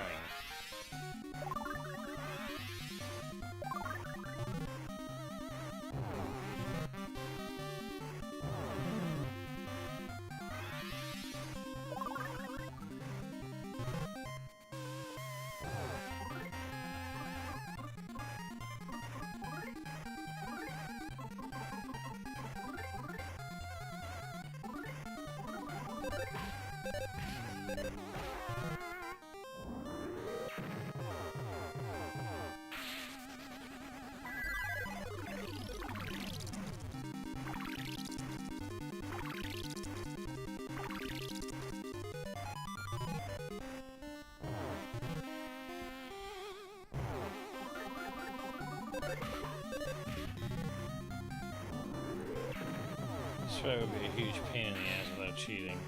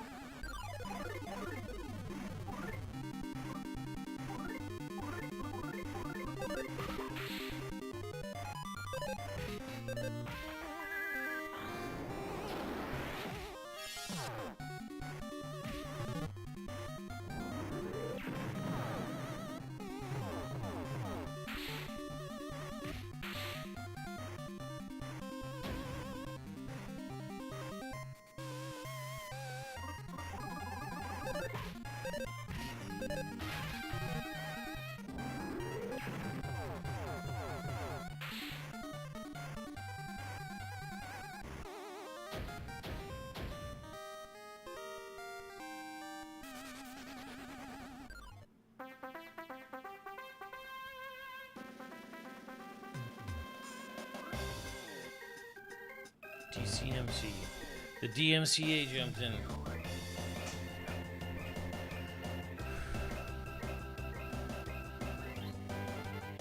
Unruly dudes like us get to shine.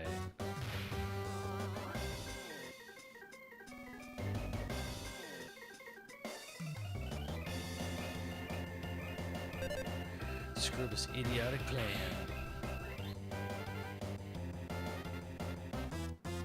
We ain't gonna let this porky freak have his way.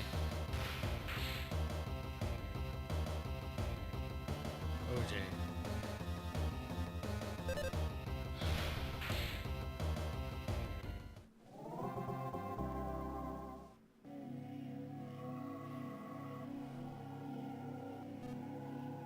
Come, Foxy. Lucas, this is it. This is finally it.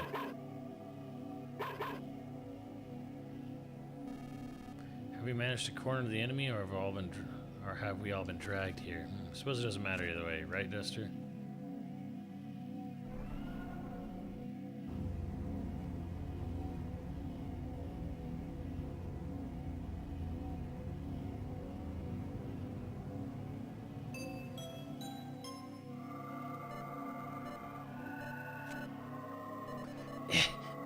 Give it a little bit closer so I can see your face better.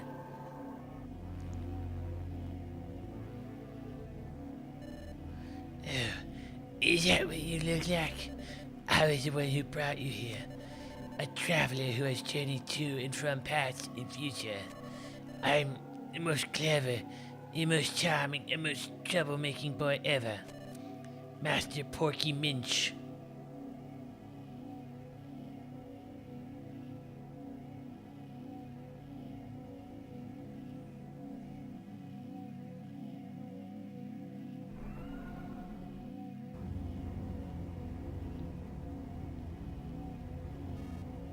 I welcome you once again. You weak hangers-on pretending to be the last survivors of this world. Spinkity, spinkity, spinkity.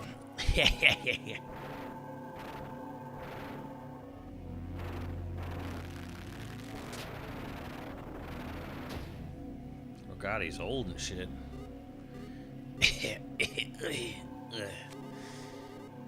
You resorted to blanking your memories to create a new world where humanity's past failures would never be repeated.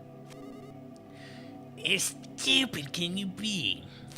No matter how much you change the rules, no matter how much you refuse to admit defeat, in the end, the creatures known as people will always sign their own death warrant.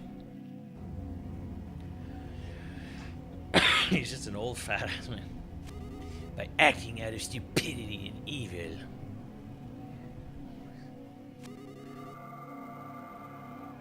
And then mankind will be gone for good.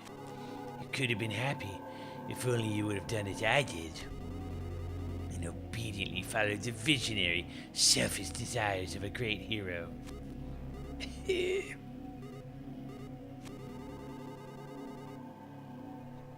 Why is it you struggle to cling to life with such puny minds, pitiable bodies, and feeble hearts? Well, no matter.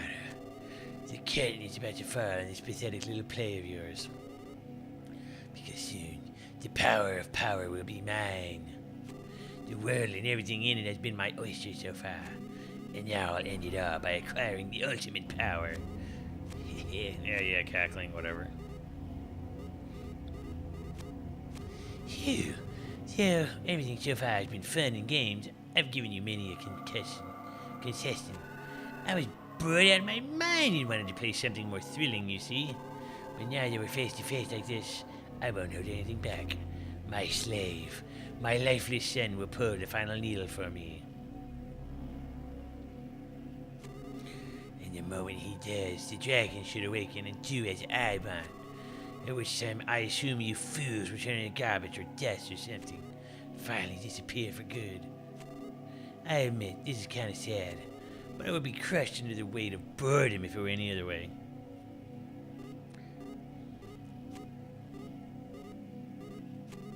Do you understand now? Do you understand the sadness, Master Porky bears, now that he's godlike? Godlike.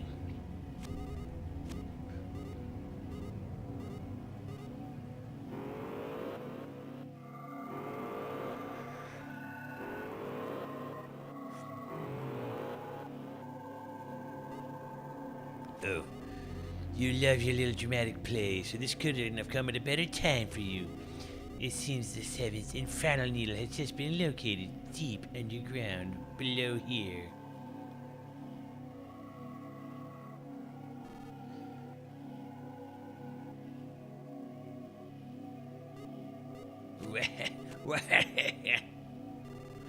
I assume you went to pull it too, right, Lucas?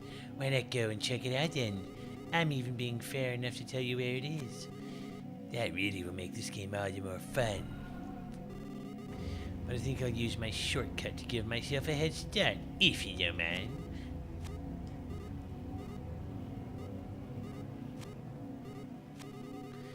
Bring it on, if you can catch up to me, that is. Yeah, you can use the elevator all you want. Spinkity, spinkity, spinkity.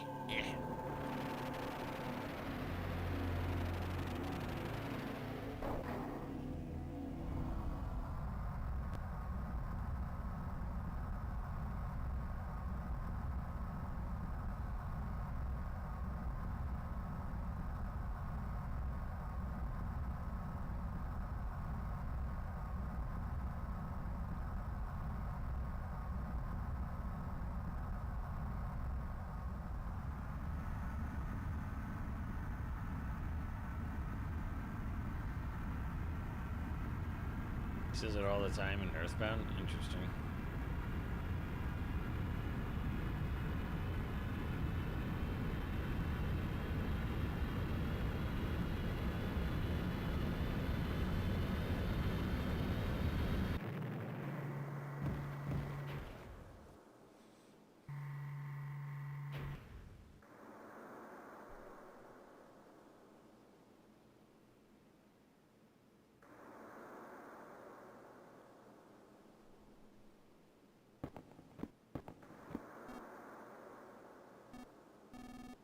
Something has me concerned. Could you let me go ahead first?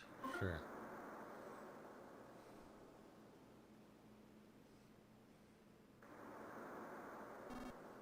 Thanks, don't ask why, but if it seems like I've been gone a long time, then go ahead and keep going.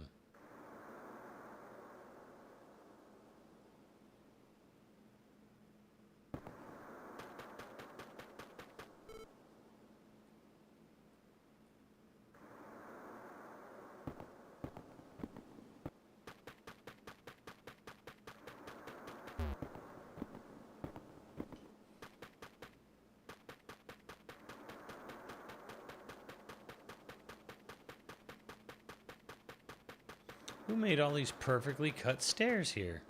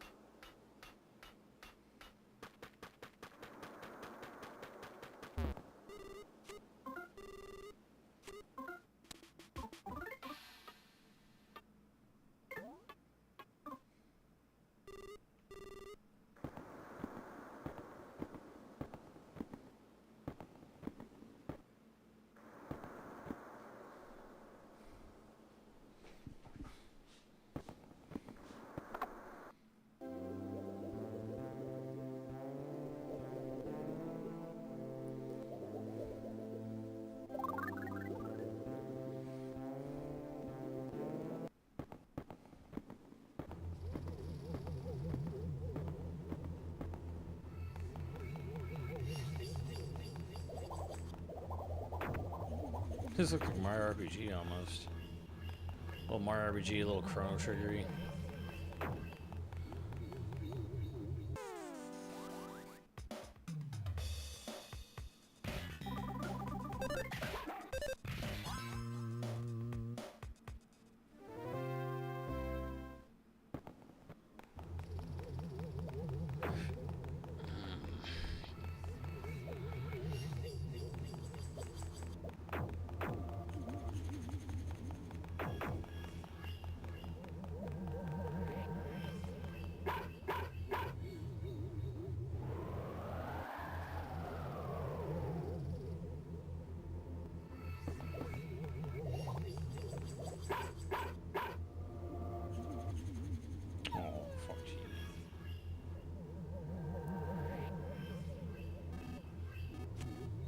That masked man, he's Klaus. Lucas, he's your brother. Yeah, I figured that out like fucking hours ago. Like, I figured that out by like the first or second time I saw him in the game. Klaus, I don't know why he's obeying this Porky guy, but as a father, I finally found the son I lost. Lucas, be happy. I finally found your brother.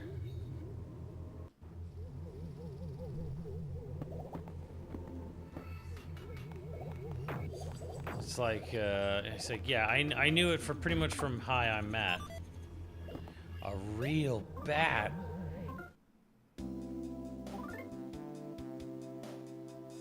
Yeah, let's go.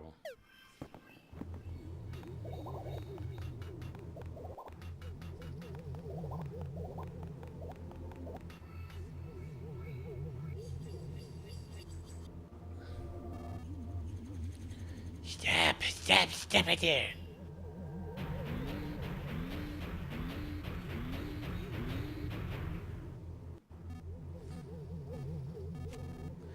This really is no time for games anymore. I don't feel like letting you go any further.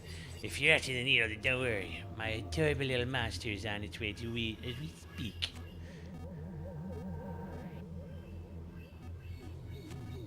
Huh? That monster's name is Klaus? Its name was Klaus? That almost sounds like a person's name. Yeah, it's my robot. Not even a fragment of life remains inside it. It's Master Porky's slave robot. It does whatever I say. It acts on my will alone. My double. It doesn't know anything about who you are.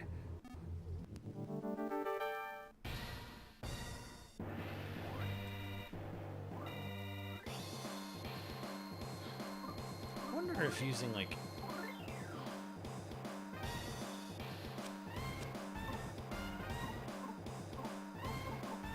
Yeah, whatever, they're all the same.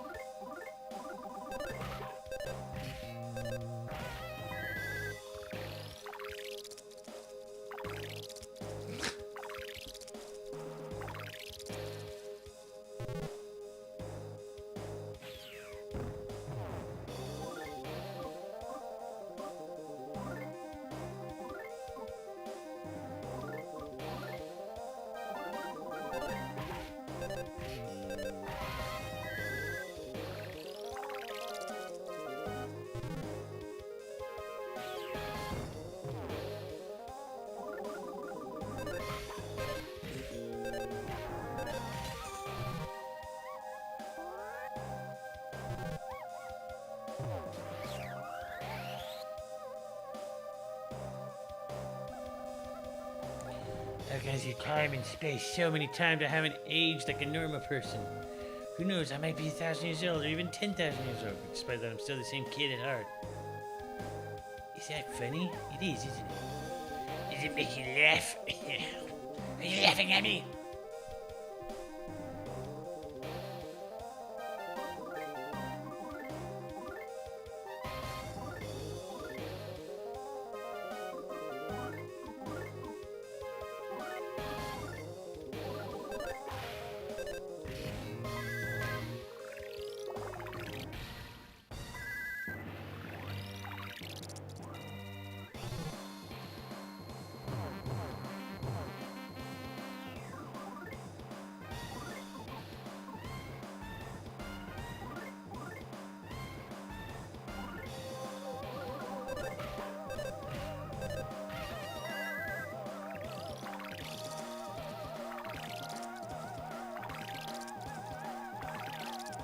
Yeah, because in Brawl he's not old though. It's just like normal looking Porky in there.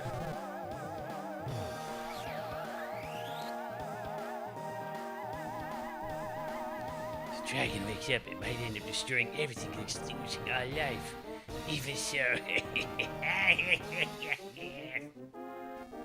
even so, I'll be alive. Me and the dragon will be the only things left alive in the whole wide world.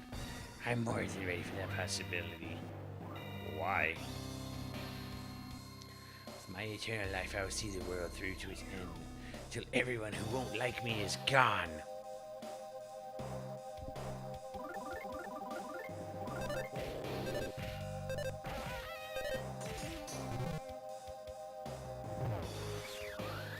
How dare you?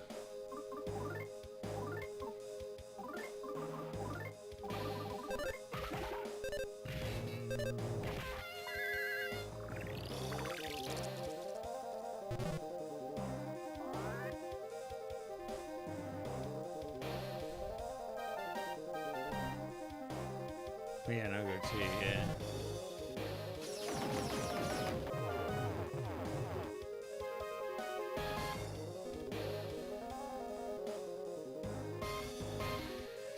Thank you for playing along with me all the way to the end like this. I'm actually a pretty nice guy, wouldn't you say?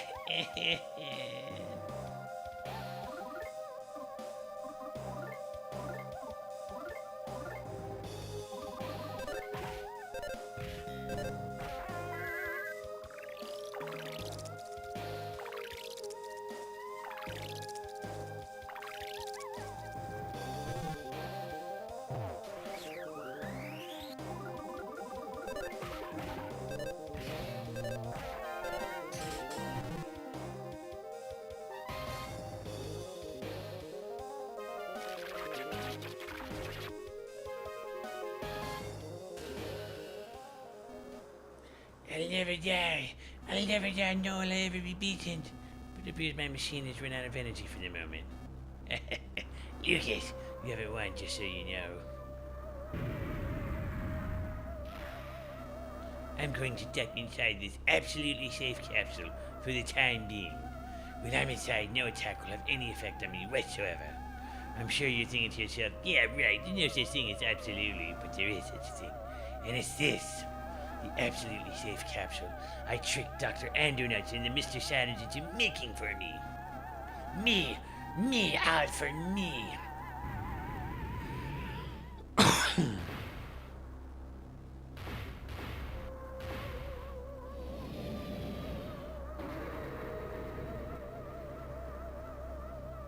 Porky sealed himself inside the absolutely safe capsule.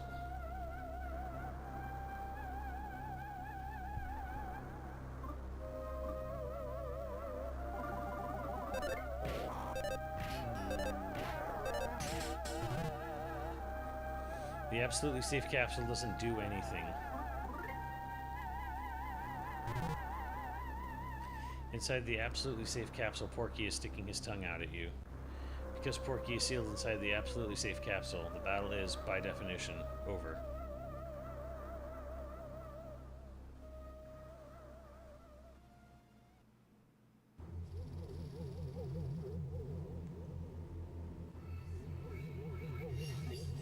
Oh my. As evil as old Porky here is, I feel bad for him now.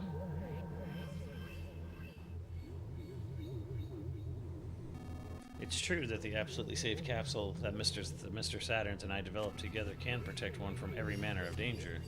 It is an absolutely safe capsule. But once you enter it, you can never exit it.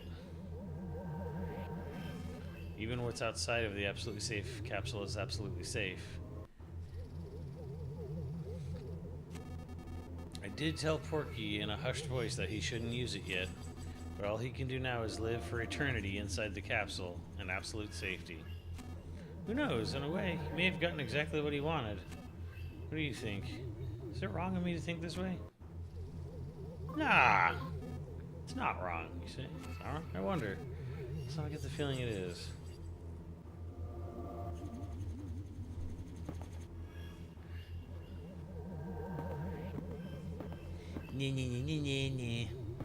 Alright, well. He's done.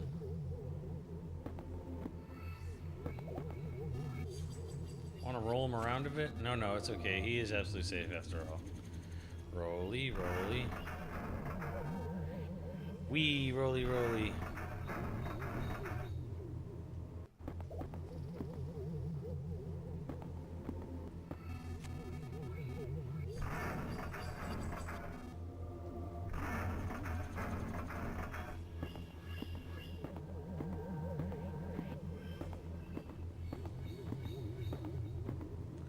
Oh, he did.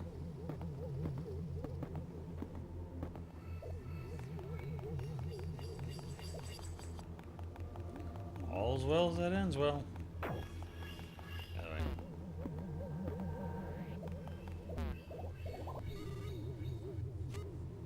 Yeah, we just walk away, leave the martyrs fate. Yep.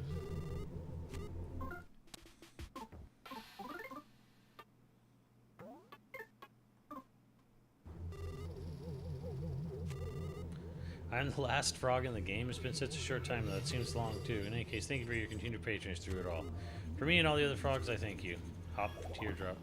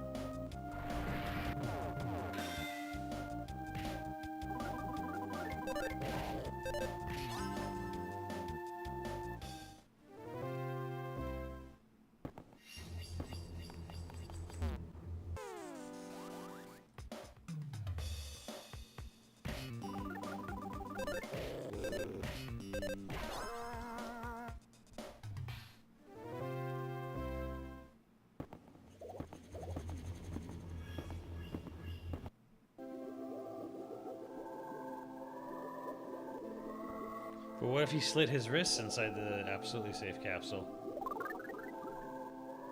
I mean, what's he eating? What is regenerating his cells? Science is a little wonky on this thing.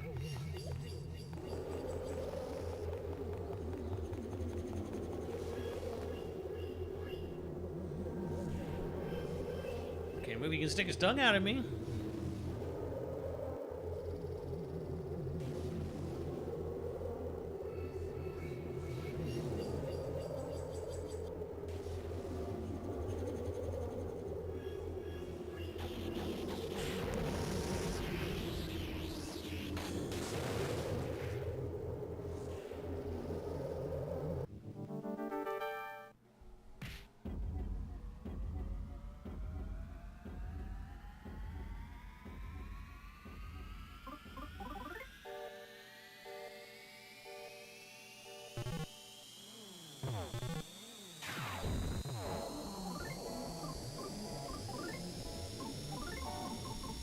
PK love.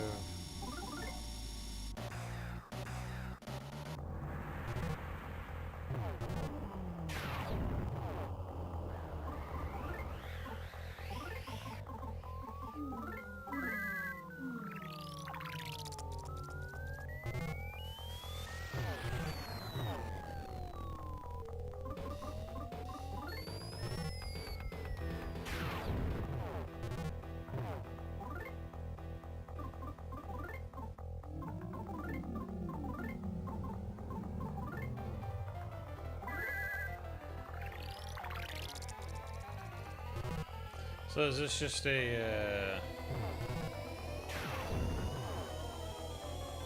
battle of endurance at this point?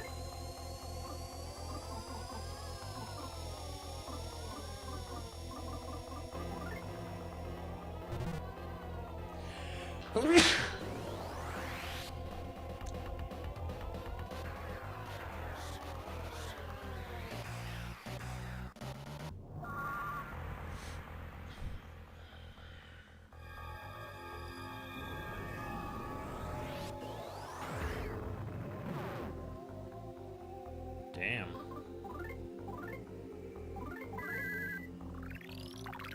No, no, no.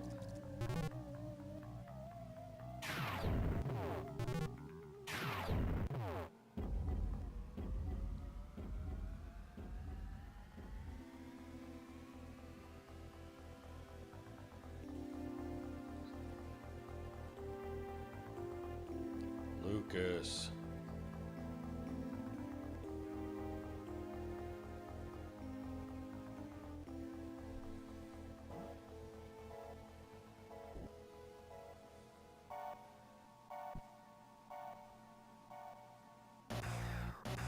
Somewhere you heard someone call your name.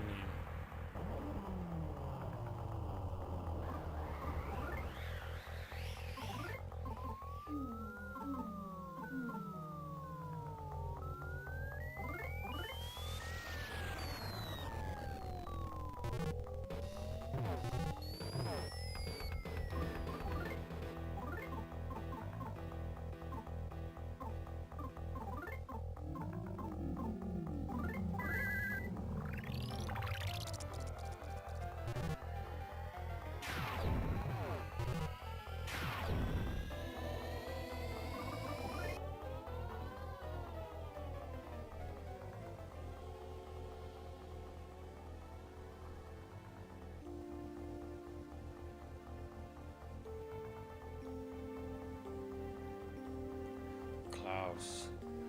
It's the ghost of my mom.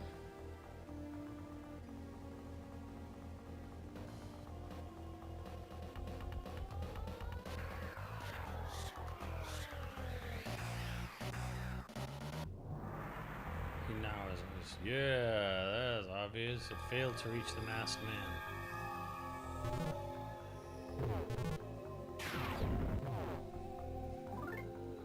Can I, like, not choose to attack his helmet? Seems a little weird.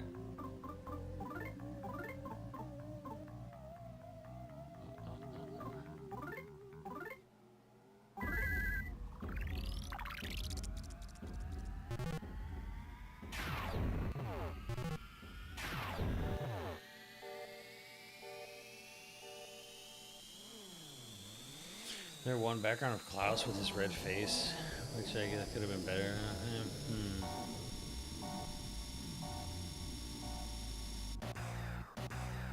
The Gygas baby. I'm not sure of the Gygas baby controversy, unless you mean like the Gygas thing where it's based off a porno film that Itoi walked into when he was a kid and scarred him for life.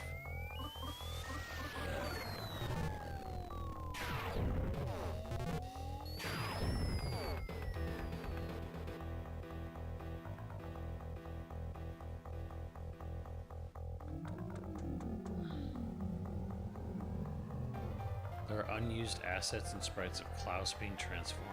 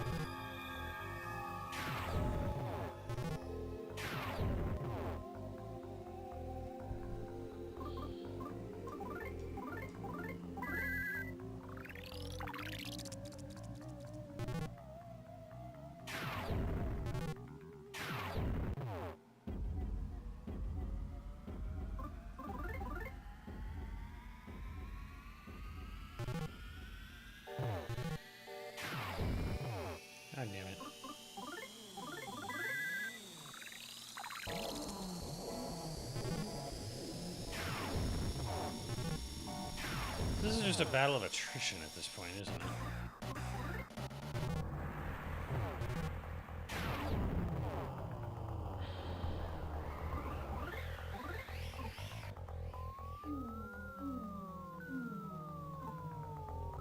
Oh, I'm using the wrong thing here.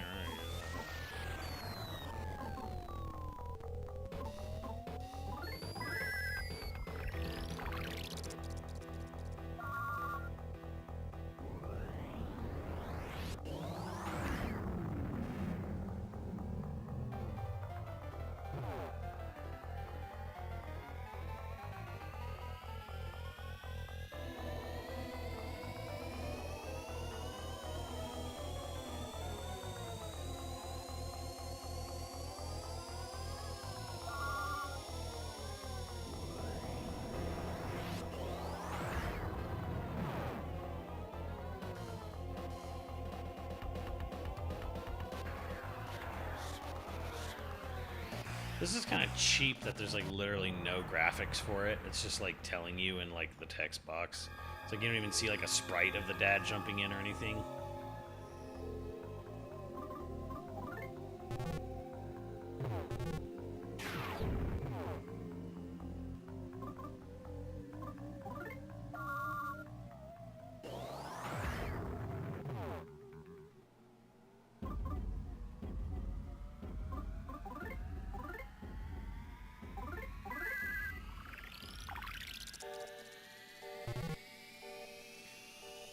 She had to sing in Mother 1.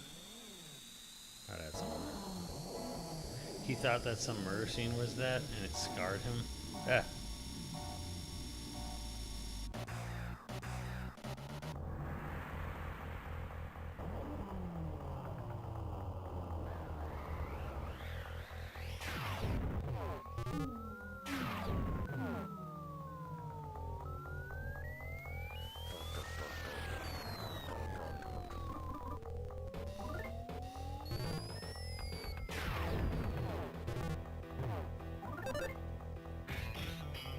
Hey, I hit him.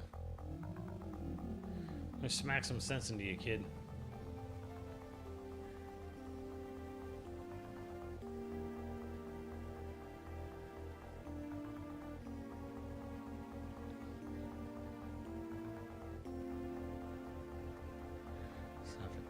GB limitation's my fucking asshole.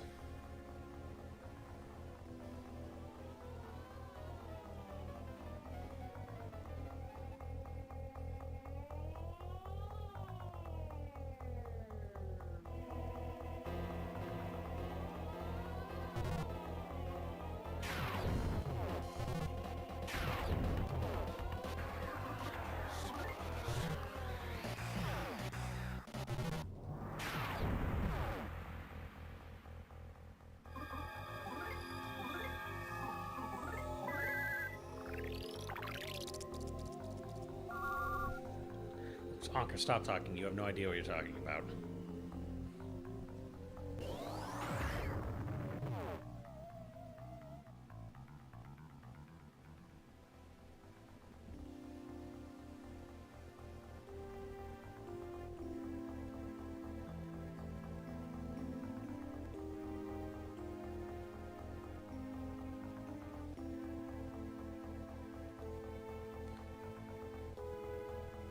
This is going on way too long.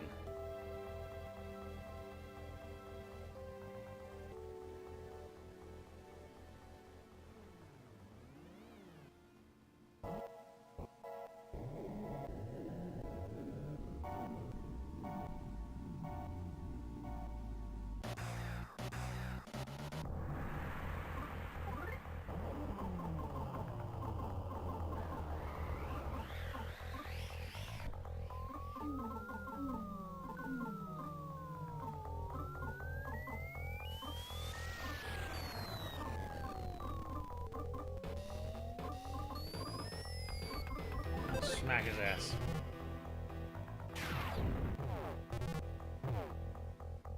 Brother, my brother, tell me what we fighting for.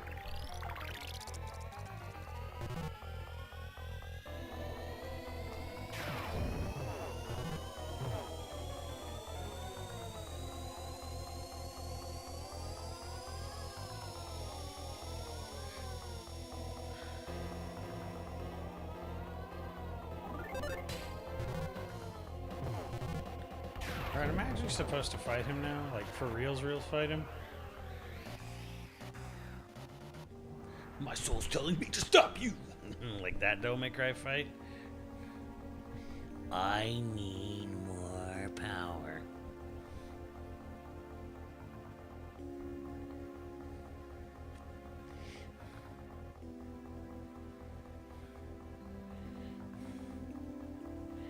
Your name is Klaus. You're our son.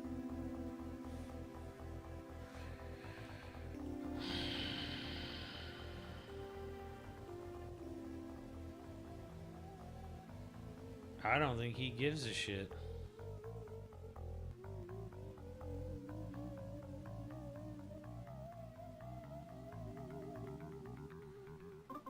Alright, use one last like PK love. Oh my god. This guy is super dang. Ugh.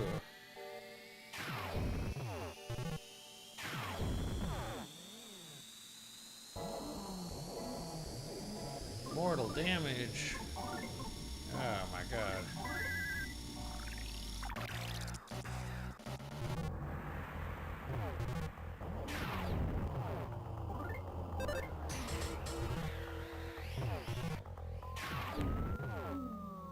Those are still selling. She'll tell me to stop you. Oh my god.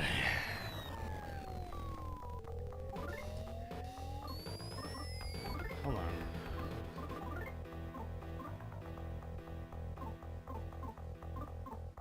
Oh shit, I don't have anything that gives me back pee-pee. I need pee-pee. I need pee-pee for my bunghole. Yeah.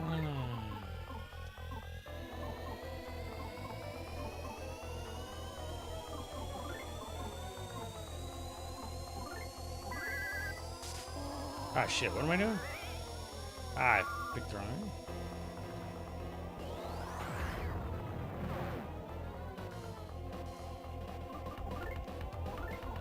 Fuck.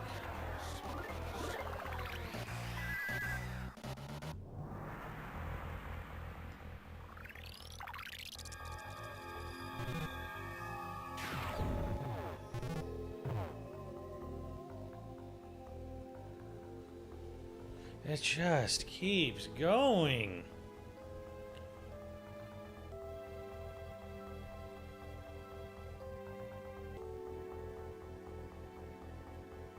Remember who you are, Simba.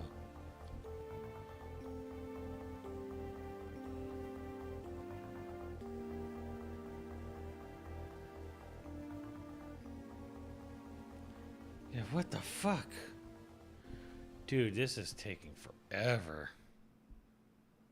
This takes a bit pointlessly, I might add.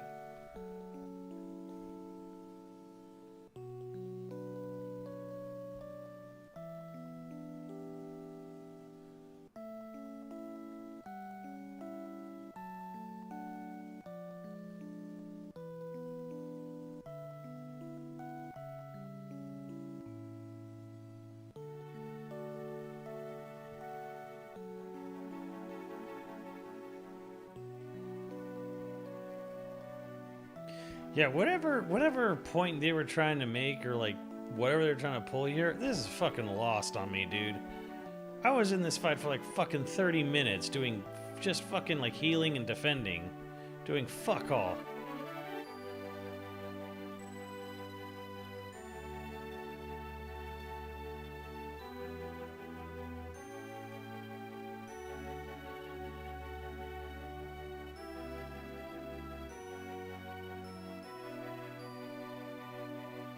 I think I spent more time with my brother in this game in that fight than the entirety of before, when he like got lost and died or whatever.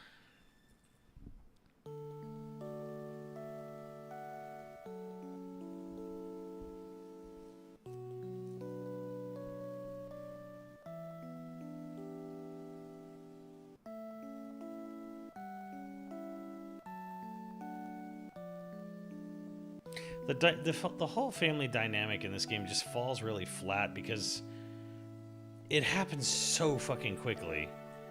Like, the mom dies like immediately, and then like there's a good scene with the dad freaking out, but then it's kind of like they're kind of separated and kind of sparse, and then they just divert from them for hours and hours, you know, in chapters of the game, and then it like comes back and it's like, oh, it's all about family. Oh, okay, Vin Diesel.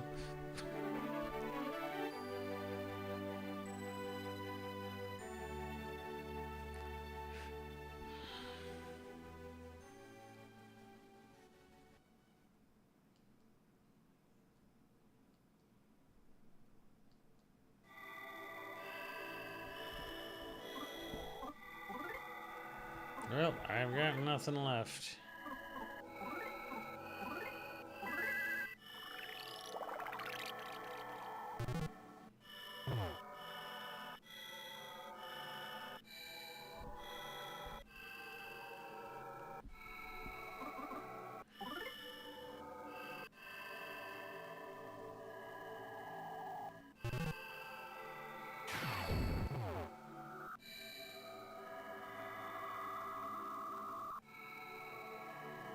You are unwise to lower your defenses.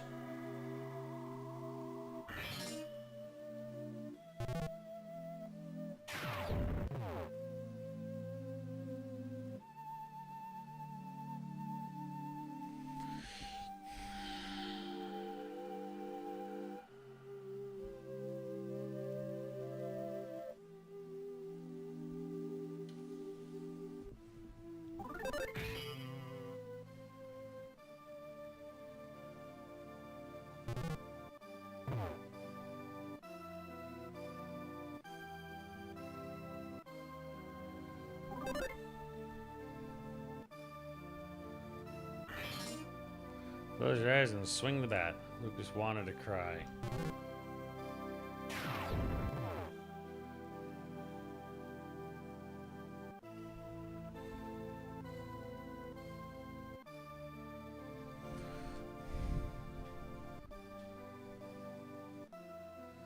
What the fuck is this? Get the fuck on with it.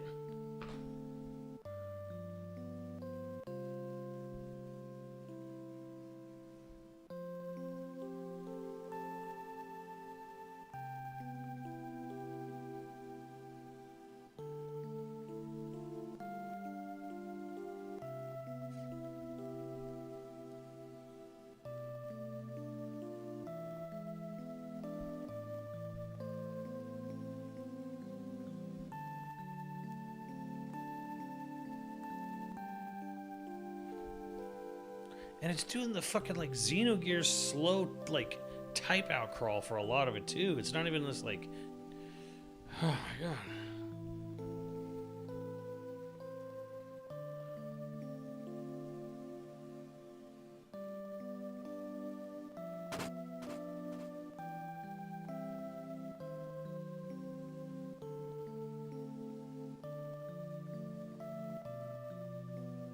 This is dragged out.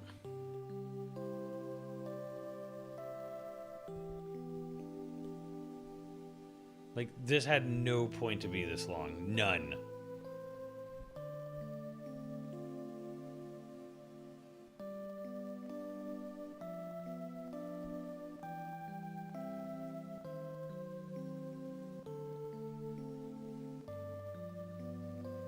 Like, this could have happened in a third of the fucking time and actually been more impactful.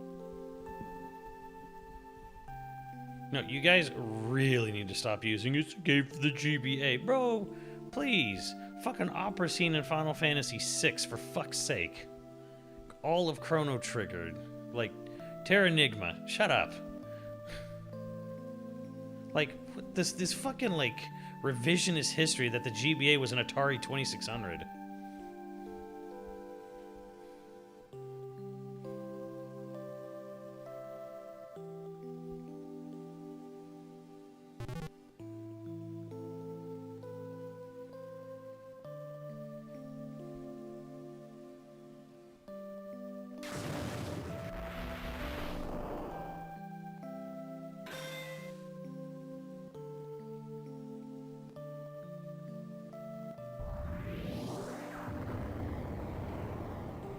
You've been in as long as it's taking me to pack my bags for my San Fran trip in a couple days. God damn. Klaus took mortal damage. Oh shit.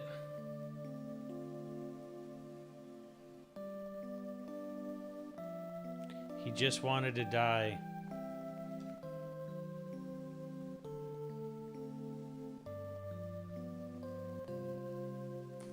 Well, he's technically like a zombie anyways, right? Klaus embraced Lucas. Like, he's like a zombie, right? Like, he died on that cliff, and then Porky fucking, like, reanimated his corpse and roboticized it.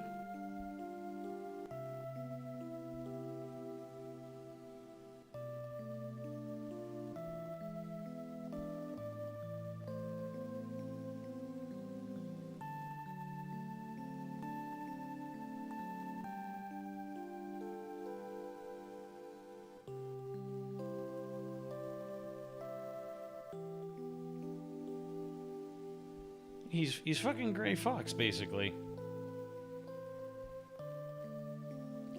Lucas, remember Klaus's smell. Ew.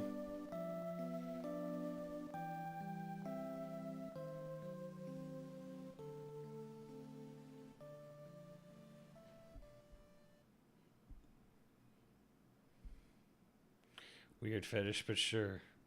Who was it, Nico? Is it fucking Axel who's always talking about, like, smell, Roxas's smell or something?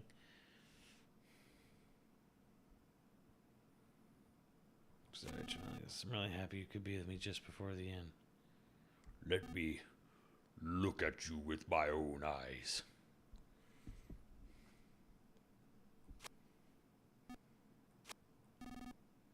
Sorry I didn't listen to you.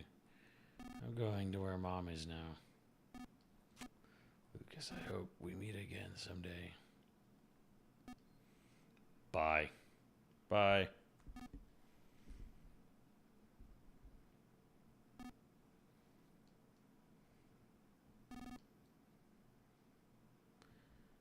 Access smelling Roxel. There's something where someone is like, oh yeah, that scent. Yeah, like it's like a Japanese thing almost.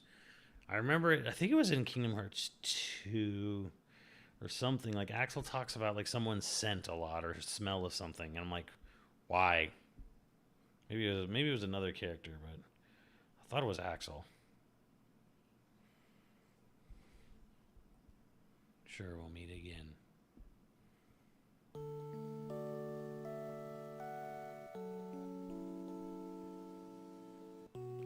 Chain of memories. Riku is constantly smelling Ansem. That's it. There we go. Riku smells Ansem. Yeah. Man, just farting around that castle all the time. Klaus gave his final breath. Hey, they murdered a child. I'm proud of them.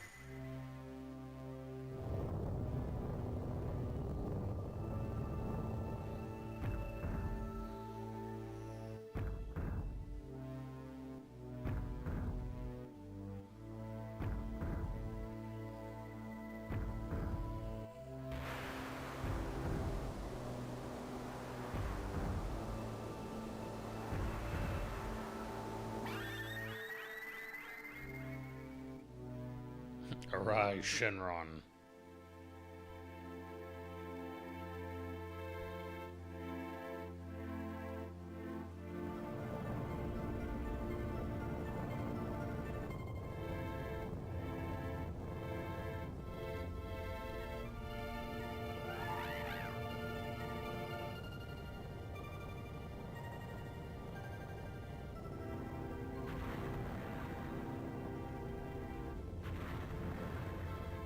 I thought I was gonna hit them, like roll them over, like.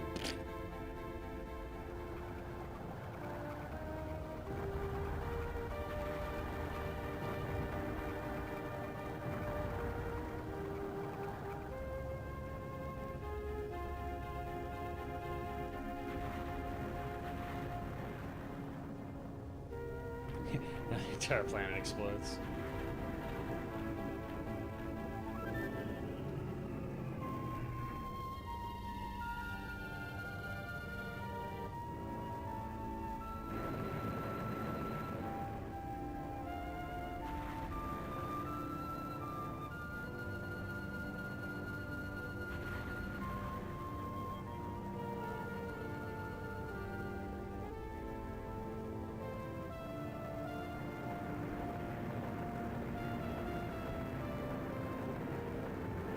Is that New Pork City? Oh well.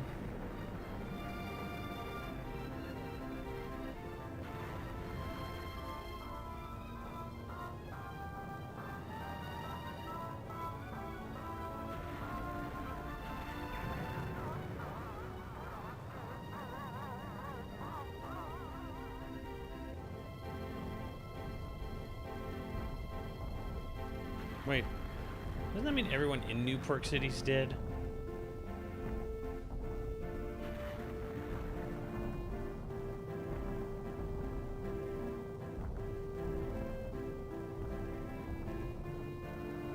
It sure does.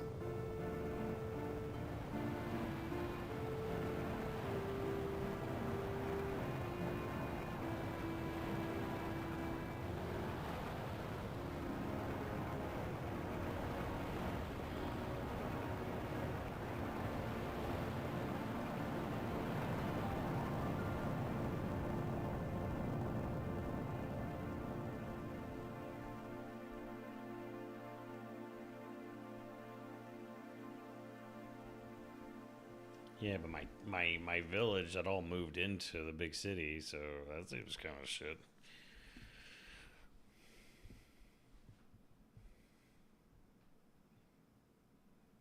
End? Question mark.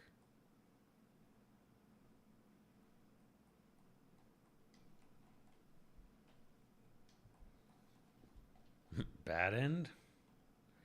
Yeah, where are the credits? I didn't even get to meet the stupid dragon.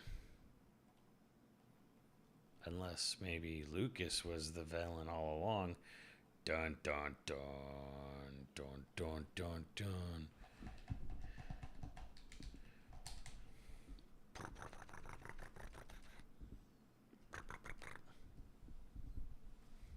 Kills. Yeah, the controls are reversed. Ow! Watch where you're walking. Can't you see where you're going? It's okay. This isn't a dream. It's a miracle, a real miracle. It seems everyone's alright.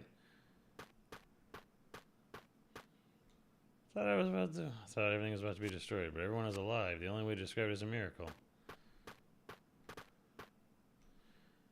Revival give power to all life?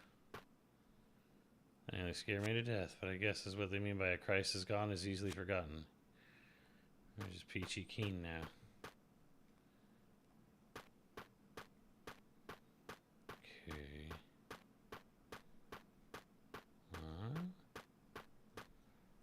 Say, are you Simmons? Oh, you're okay. That's great. What a relief. Hey, everybody. Simmons is over here and doing just fine. Simmons! Lucas said he wanted to meet you.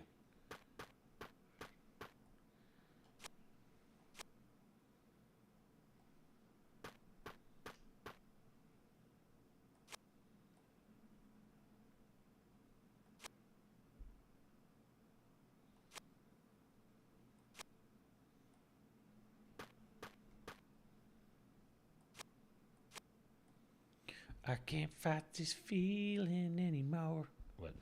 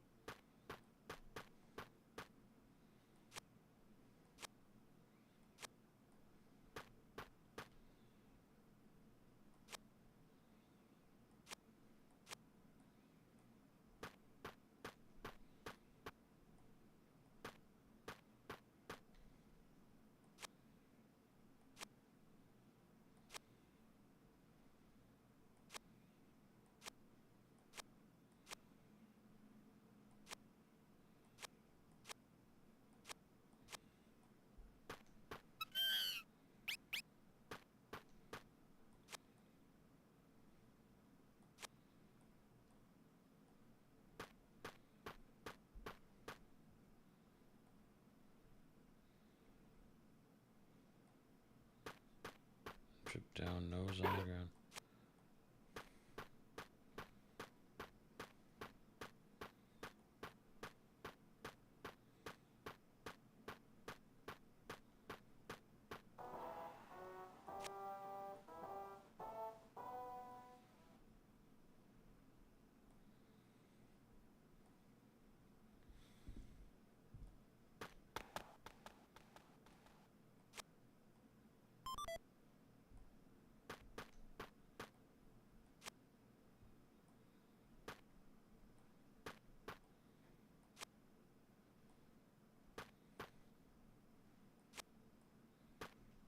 Okay.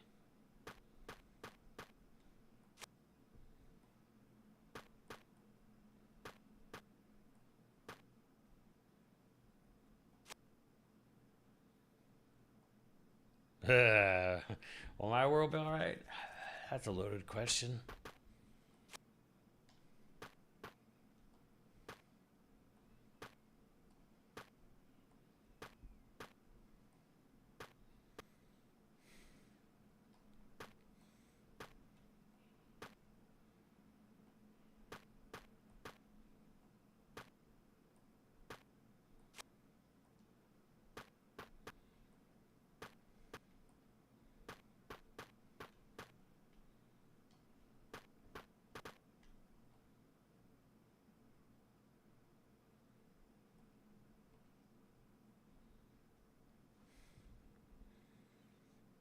Yeah, what is this Evangelion ass ending?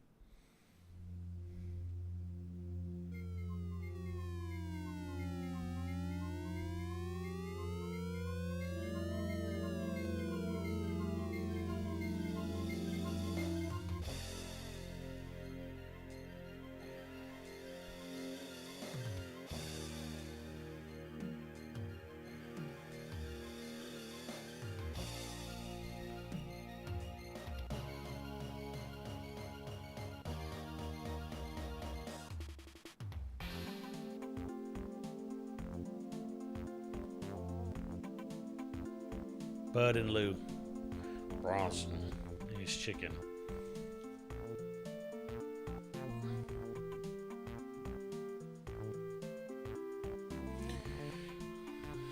Paul and Linda McCartney. What?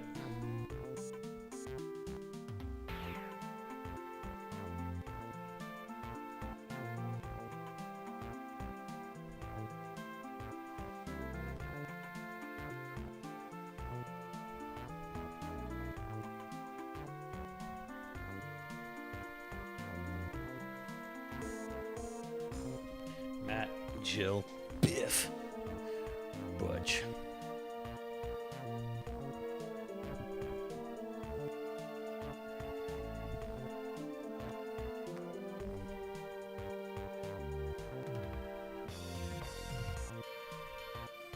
That's a weird, lovely little game. Nippolite. I don't know about that guy's name.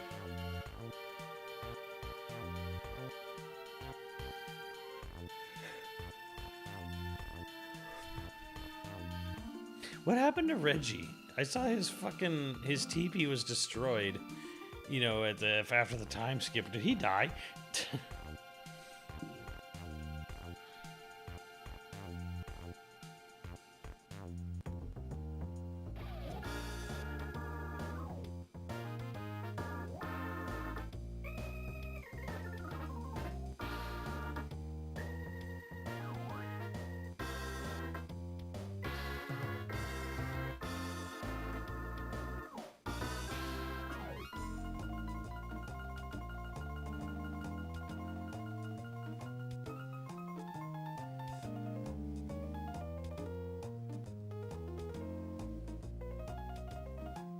Samba de amigo. Item guy.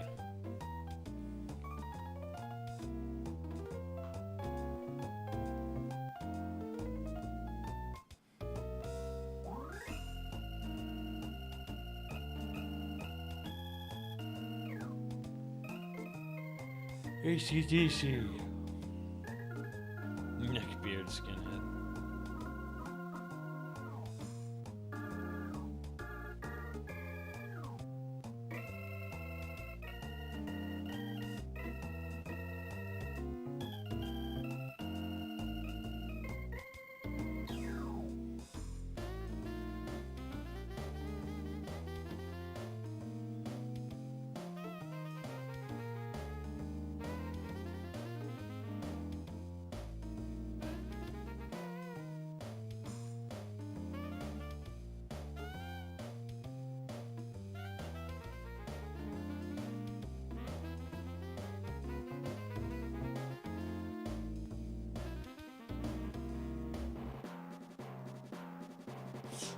Frog on the bullet. No, wait, it's Mr. Saturn.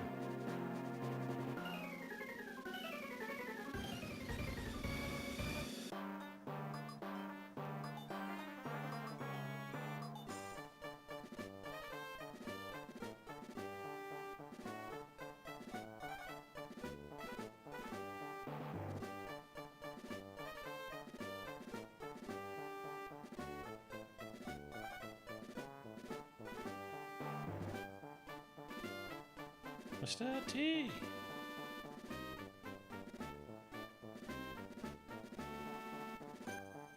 Yeah, it was always like a weird sore spot in Smash Bros. I'm like, I'm sure this means something.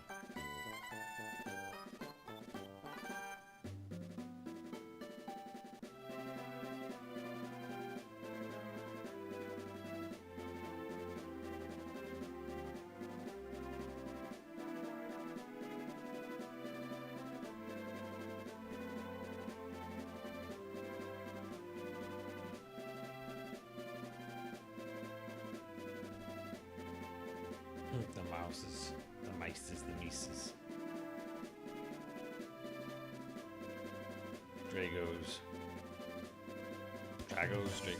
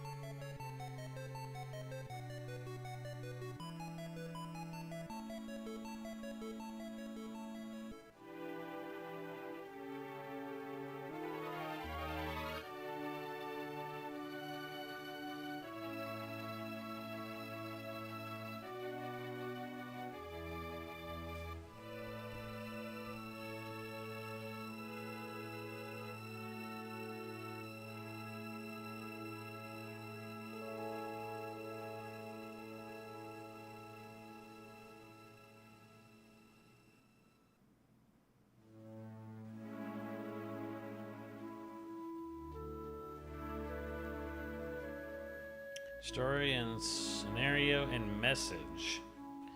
Shigesato Itoi. Nobuyuki Inoue.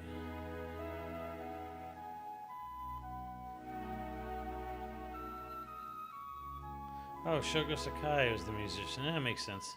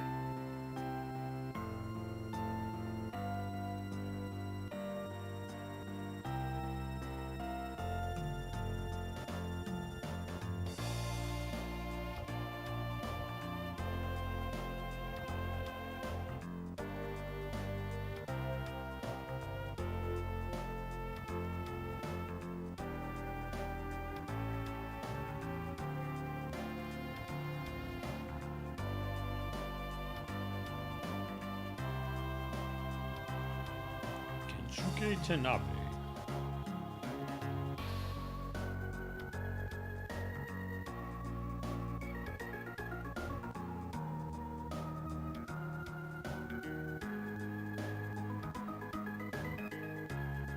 Player Simmons. There we go.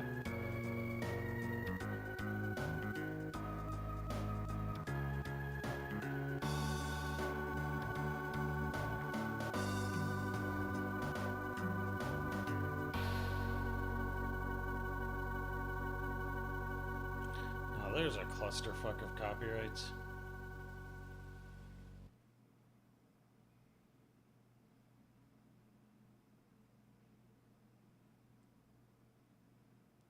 It's a very Bite and Kaidos-y thing. And now the logo is all wood.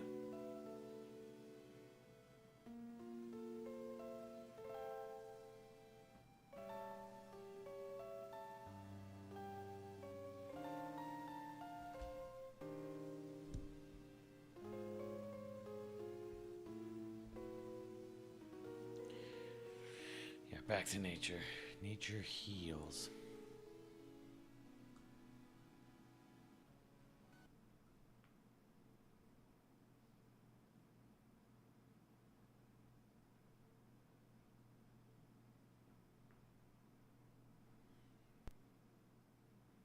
Band made interquels? Oh god. Oh god, no.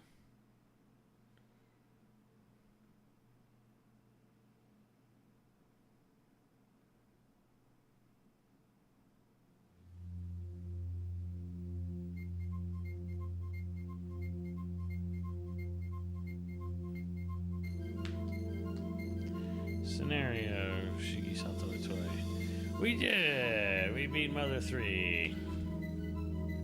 And we're done at midnight. Just gonna check this out. Yeah, I have said many times before, I want RPGs to have a story with a message, even if I don't agree with it. And that's exactly what I got with Mother 3. Honestly, like, the only, like, parts that were, like, it wasn't even bad. It was just sort of, like, there was just that long-windedness of the final fight where it's, like, do 2 moves, he'll do 2 moves, fucking Ghost Mom will talk, do 2 moves, Ghost Mom will he'll do 2, Ghost Mom will talk, do 2 moves, Ghost Mom will talk. They did that interjection during the fight, like, 10 plus times. What was the fucking point of that? That was pointless. That was exceptionally pointless. Really weird. But that's just one weird little thing, you know. It's fine. I mean, it's not fine, but it's like, why? But yeah, like, it's a very interesting thing because there felt like there was like a weird, like, the game has like a weird. I feel like Itoi's probably conflicted himself.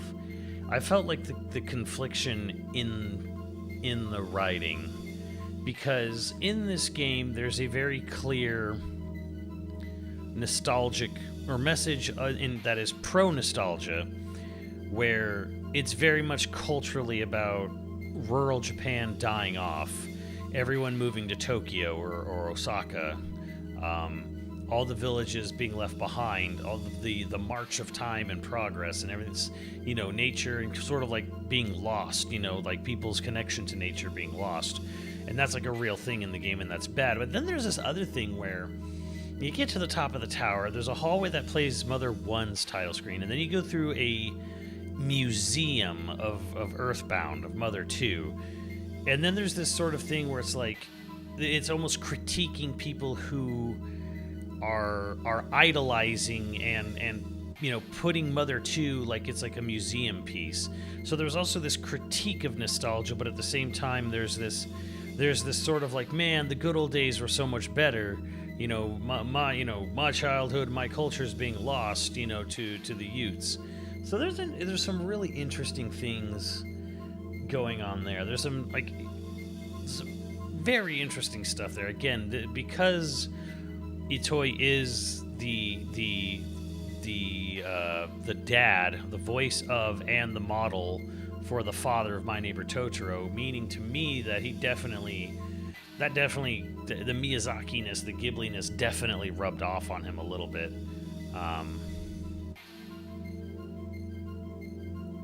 So there's really interesting points of, like, you know, longing for the old days, but then also like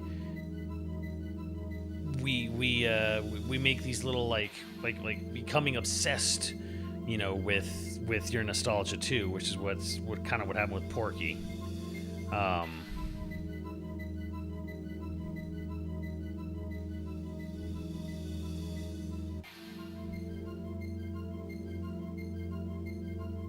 mean, there's a very on the nose thing about, you know, oh, like, this guy introduced TVs and whatever. I think the storyline about, like, oh, the world, this is, like, the world blew up. At first, I was very much like, I don't really get this. This is a little weird, like, this weird, everyone lived in utopia, and then they were introduced to TV, and it ruined everything. I'm like, that's a little weird and basic, but they have this whole interesting story that's very Future Boy Conan, if anyone's ever seen Future Boy Conan, 70s Miyazaki anime. About, like, oh, there was this one ship that tried to escape, and you know, it escaped the rest of the world blowing up, and so that was kind of interesting how they tried to restart humanity on this little archipelago, just like Chrono Cross in a weird sort of way, and then tried to make everyone forget what money is, forget what all this stuff is, like, and then Porky even says, like, you know, you're never going to. Porky is an interesting villain because he embraced human greed, where he was like humans cannot escape greed, But rather than try to fight it or try to, like, to contain it, he was just like, fucking embrace it. Which is an interesting, makes him a little bit of an interesting villain in a weird sort of way, because, he has the one lines, about, like, you people are fools. Like, you tried to basically pretend like humanity isn't what it is, but they are what they are. And he was just like, fuck it, embrace it. So I like that. I think, honestly, like, there's two things I feel the story falls a little flat. I think the family stuff doesn't work because they try to make you emotionally devastated way too fast. And then the second part that doesn't work is that after they try to immediately fucking pull, like, find, like, how many of you cried when finding, in Finding Nemo when the mom dies? Like, it's hard to feel sad. You knew this character for all of 2 minutes. But anyways, like, the game opens, the intro is basically like, okay, you're hanging out at your grandpa's. I'm like, death flags all over, and then mom's gone. But more than that's part one, where it's like, okay, it's hard to get, like, super attached because, man, this shit just happens so fast. Exactly. And then that whole like, those characters, any character, Flint, Lucas, whoever, they disappear for half the fucking game, practically.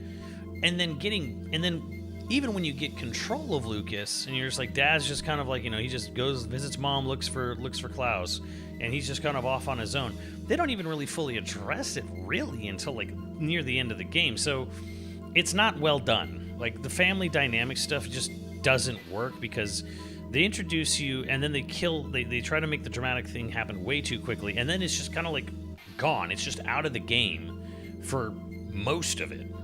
So it's like, no, Klaus, I'm your brother. It's like, Lucas doesn't even seem to really... It's his dad who's obsessed with finding Klaus.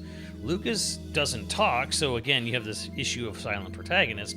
So it's like, how does Lucas feel about his brother, getting lost and probably dying 3 years ago? And it's just like, I'm sure he feels kind of bad about it, I guess. So, like, having, like, this fucking Pokemon, the first movie, brother, my brother, tell me what we fighting for, Pikachu slapping itself. It's like, it doesn't hit. It doesn't hit. I don't know what Lucas is thinking most of the time, because he's a player insert, even though he's not a player insert. And this whole family dynamic is just not in the game for too much of it. So that doesn't work for me as much. Like, they want it to be dramatic and melodramatic and poignant, but I'm like, we don't spend enough time, man. We just don't. Like, the greater overall themes are stronger, are stronger when, with, like, the stuff with, like, the cultural stuff and the impact of stuff, than the family dynamic stuff. The other part that doesn't work for me is the needles and the dragon stuff. It doesn't really... It feels... Like, the game's always absurdist and non sequitur and all that. But to put just this fucking weird Zelda Dragon Quest style plot thing in the back, where it's like, there's the divine dragon that sleeps in the middle of the earth, and there's the 7 hoodly doodlies, that keep him sealed away, and if you unseal it, it could spell disaster. You must start, collect the hoodly doodlies before the bad guy does. The dragon stuff is like, what? Like, what even is this? Like, he contains the power of all powers. He's the Triforce from Link to the Past, where it's like, if a person with an evil heart touches it, it'll usher in an era of darkness. If a person with a pure heart touches it, it'll usher in an era of prosperity. And it's like, this is lame.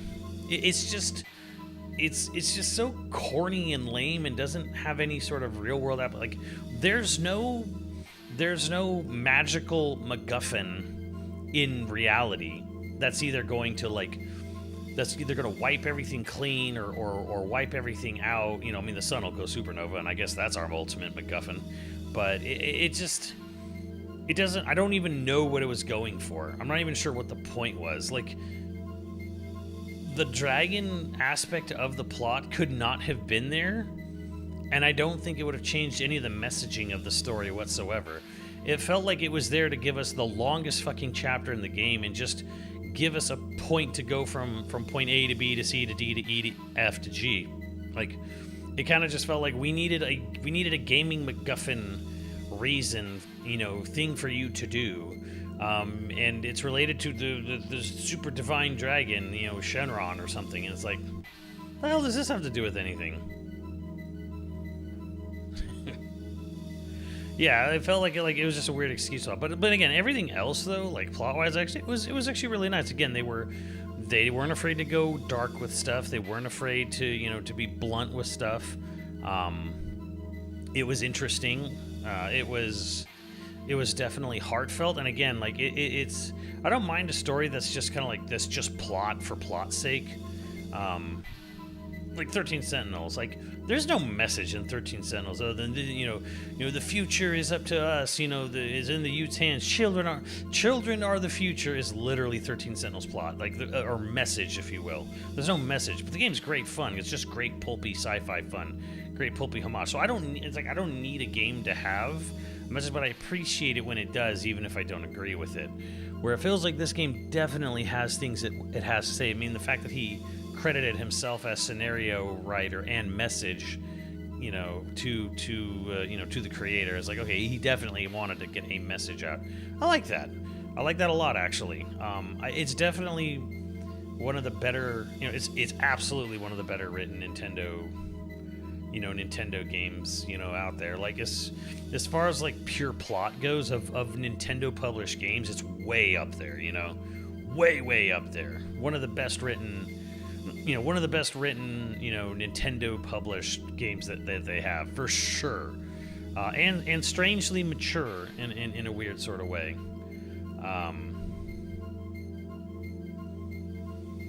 But I mean, I like that. But yeah, there were certain things that just didn't quite hit for sort of pacing reasons, or didn't quite hit because I'm not really sure what he was even getting at with this, this dragon, the dragon and the needles and the seals and whatever.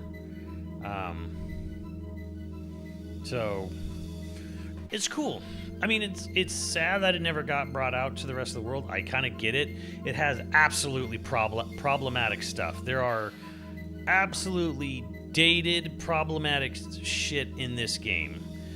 This game, even for a late 2000, when did it come out? 2006. Even for a mid 2000s game, this game has the equivalent of something akin to the crows in Dumbo for the trans community. Yeah, so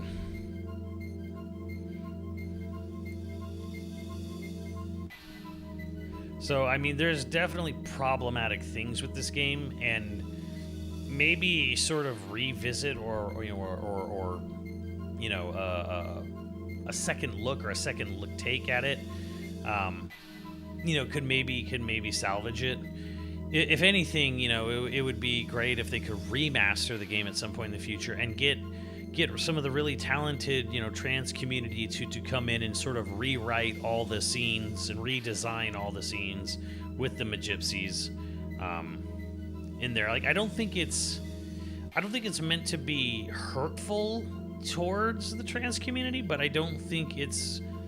I think it's also very in the same way. I don't think Dumbo was trying to be negative or hurtful, with the crows. There's actually way worse stuff, and if you pay attention to the movie, the people making the tents and stuff when they camp down for the night, that's actually way worse. There's way worse shit in Dumbo than the crows, but yeah, it would be interesting. I think this would be a fun game to I think it should get a remaster. A remaster would be fun. It'd be kind of cool if maybe they did, a remake or a remaster of this game, but they went with, keeping it in the sort of unique art style. Maybe they could do a whole game that's made kind of like how that Puppet game is being made. Felt that Puppet boxing game. Maybe they can make an Earthbound with like literally clay figures and felt. And then they could get like a really talented developer like Monolith Soft, to come in and actually do the programming and graphics for it and stuff. And that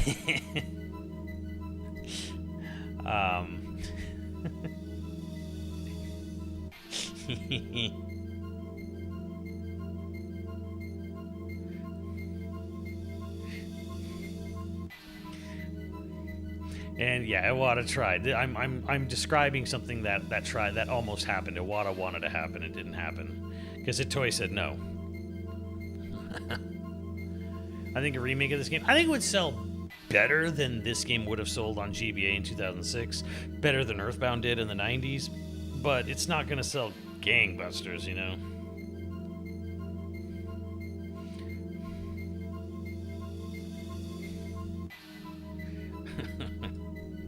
But no, I think a remaster of this game, and you know, getting, I mean, if they could get like the Wachowski sisters in on it or something, you know, or you know, just some other high profile people. Get ND Stevenson. There's some good people who could come in, touch up, clean up, you know, keep the spirit of what the Magypsies are, but like make it not so overtly like problematic. I hate to. I mean, it is. I guess transphobic is the word.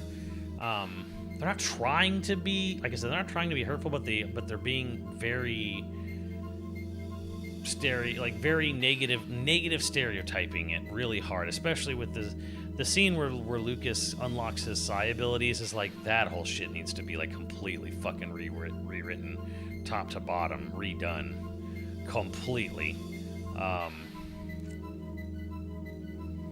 But yeah, like this would be a good game to sort of remaster, and then yeah, and do something a little way more interesting. Do something more with the battle system. Like the rhythm DDDD thing it's kind of neat, but it's not neat enough.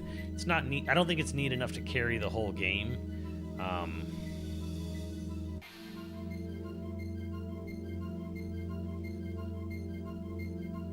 Yeah, unintentionally transphobic. Yeah, I guess you could put it that way. But yeah, that's something. And then of course they have to like really redo the music because there's a lot of like copywritten shit kind of just sitting in there in a lot of songs, and they'd have to redo it. That was Stone Race effects too. Wouldn't that be cool? Wouldn't that be cool? But no, I like the game. I'm glad I got through it. It was a good recommendation. I would give it an 8.5. I would be, yeah, the scrolling HP is definitely way more interesting than the rhythm stuff. Absolutely, it's an interesting mechanic. 8.5. It's certainly not the best RPG ever made. It's not like life changing. It's like it's good. It's really good. I wish Nintendo was more interested in telling stories like this, but again, mid 2000s Nintendo was telling different things, and I had a whole video about that go up today.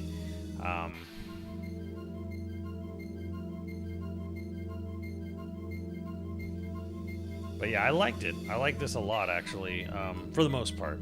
Like, some of the pacing stuff kind of lost me, and I was done with the battle system somewhere in chapter 2 or whatever. But,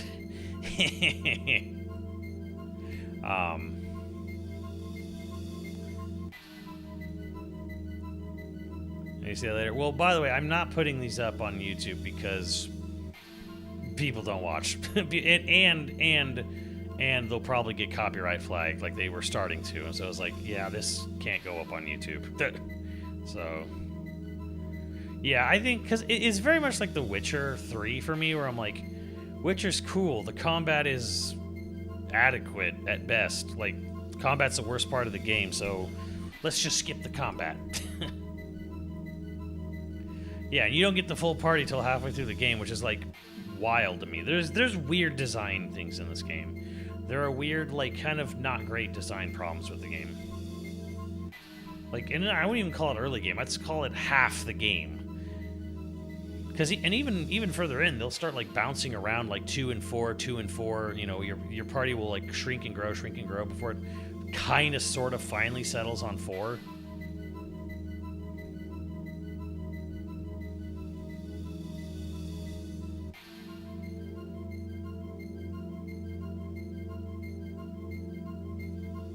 Yeah, so it's a weird thing in that sense. Like, Yeah, doing something like, even if it was like Mario and Luigi, which I believe Mario and Luigi, you're mostly just like the first game, like Superstar Saga. I think it's just Mario and Luigi the whole game. I think the whole game is sort of built around having a two-person system. I mean, I think they should completely redo the battle system in this game and do something like Superstar Saga, where it's like it's kind of just built around only having two people. Lisa. Okay, I'm going to tell you guys right now, I am not now, nor likely ever going to be interested in playing fan games, side games, or inspired games by this. I am not playing Undertale. I am not playing Deltarune. I don't care that much. I don't. I wanted to play the mother. I wanted to play the mother of all mother likes, so I played Mother 3, and it was cool. It was good stuff. I'm not a huge fan of the quirky, simplistic notebook style artwork style of games. Like, this was cool. I'm not in a rush to sort of play more of this.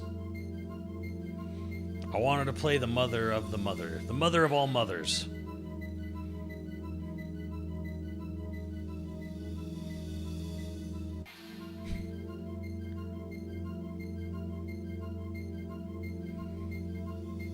So we're like, no, I mean, I did like it. Like, I actually did like this game. I think it's very cool.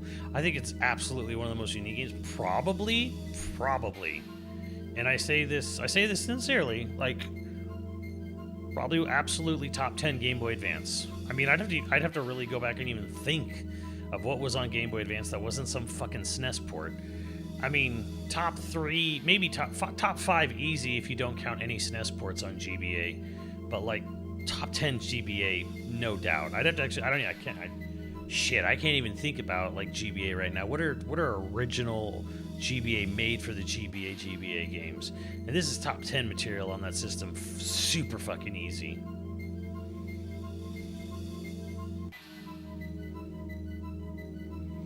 Is average 5 or 7? Average is 5. 5 is like game functions as it is supposed to, but it's boring. 5 and 6 are like, it functions, does what it's trying to do gameplay design wise, but it's not particularly fun to play. Like, if there's an element of like fun or addiction or sort of like something that keeps you coming back, that's when 7, 8, 9, 10 creep in there.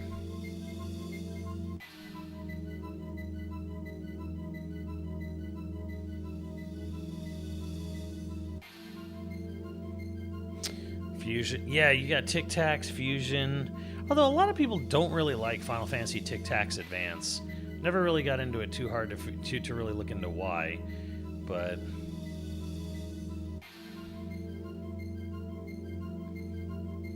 like 4 and below is degrees of game doesn't function. Like 4-3 is like poorly designed.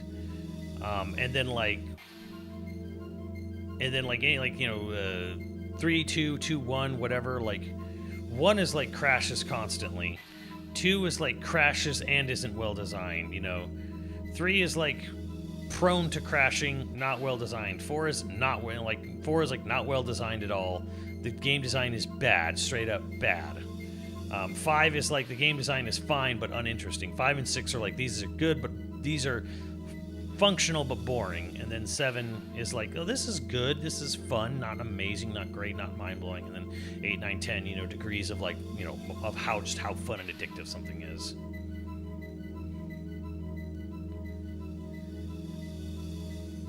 Yeah, I've heard about that, the judge system in Tic Tacs Advance, and people really don't like it, and I don't think I'd like it.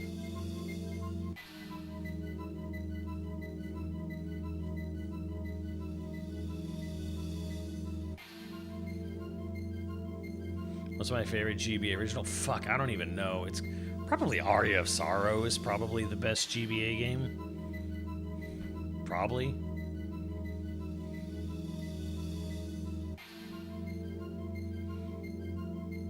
Aria of Sorrow Zero Mission, which is almost cheating.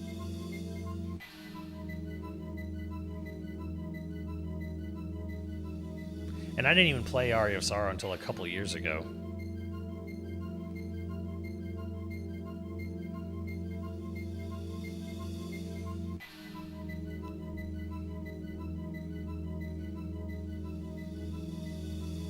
Zero Mission's fucking fantastic.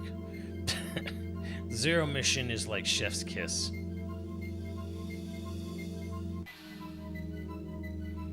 Is Fusion further down? I don't like Fusion. Fusion's too talky. Fusion is like the onset of like way too much text and plot in a Metroid game.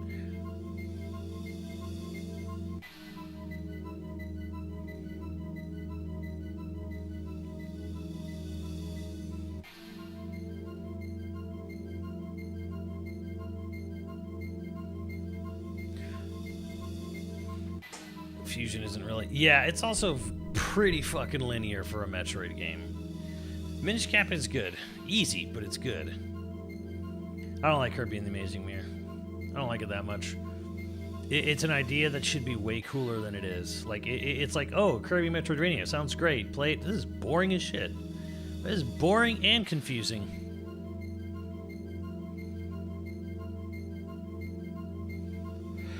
The reason Kirby and Amazing Mirror doesn't work for me is that Metroidvanias are based on the idea that upgrades are like keys, right?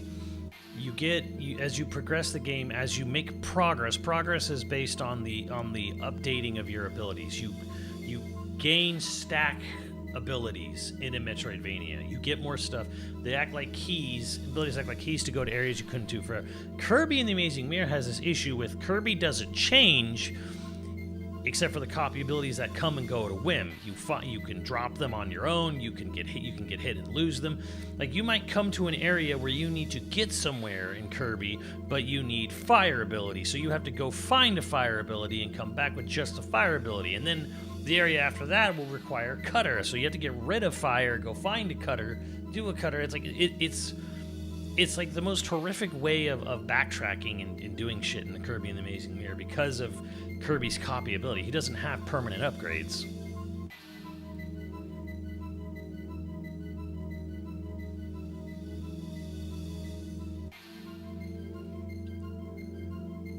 Zero games are great, yeah. Zero games are good.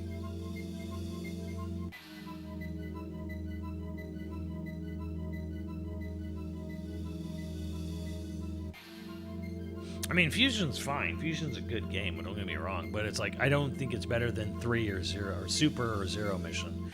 I think Super and Zero Mission are just better games than Fusion. I mean, it's better than 1 and 2. I mean, easy.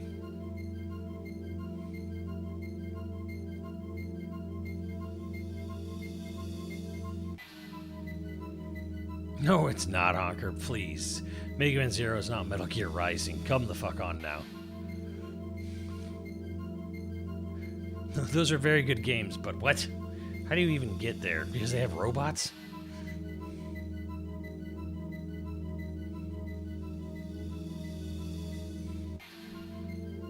Anyways, let's say goodnight to Mother 3. Very happy with this game. We'll have to see. I think for a retro game I somehow have missed, either didn't play at all or didn't play much of, I don't know what I should look back to. I mean, I really want to go through Trails in the Sky first chapter, but I'm waiting for a sale. I don't know if it's getting a Black Friday sale, though. Yeah, Ninja 5.0, I've heard about that game.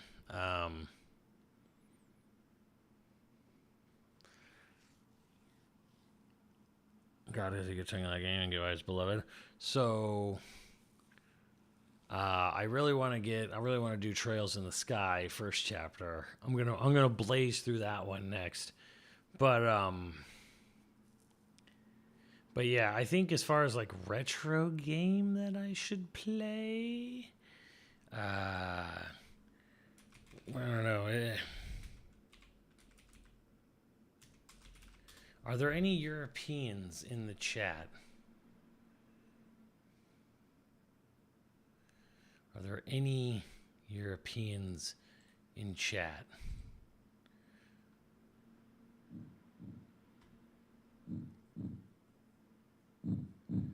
Anyone in chat? No.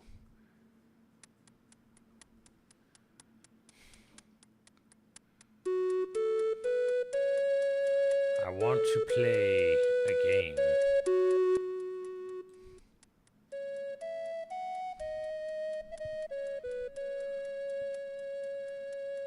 There's another RPG, an old one that never came out here that I'm like,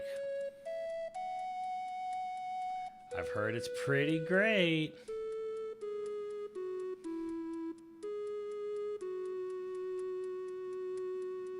Yeah, the Way Forward RPG.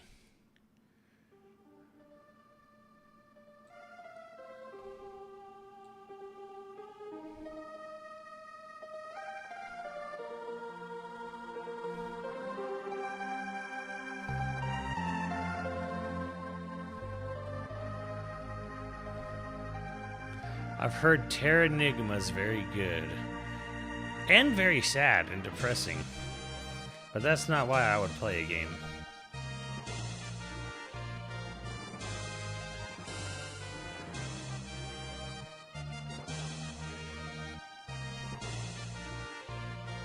GBASP. I had OG, but I don't even think I have that anymore. I think I just have a launch model DS for GBA.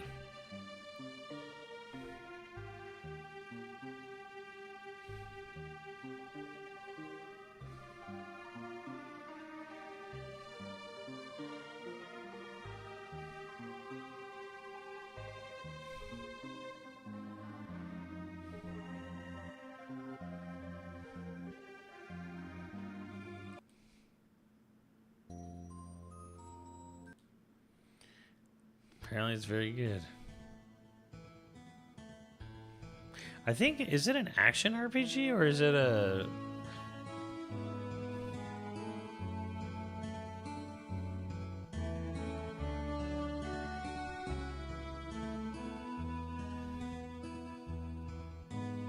Action?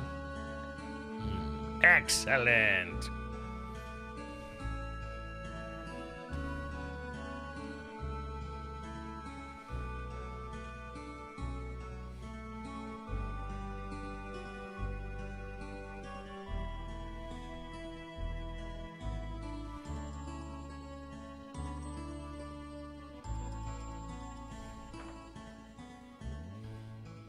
Yeah, I think I'm looking for games like Mother that have like a sort of... They're very well known for having their very good emotional stories.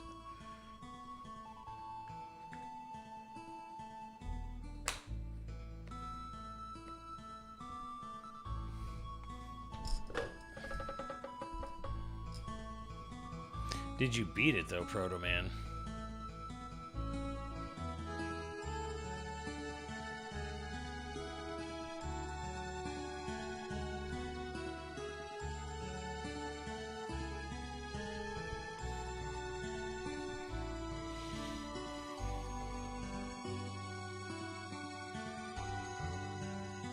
I'm trying to think of what are some other RPG, like classic ass RPG experiences that I've missed.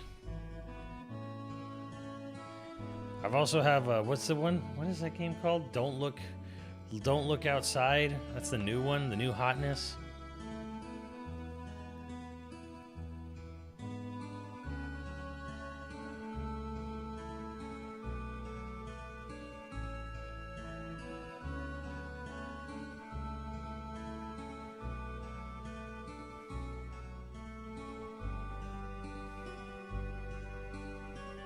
Had to think about it after that final boss. Like, Terranigma takes place on, like, Earth. Or something like that, right?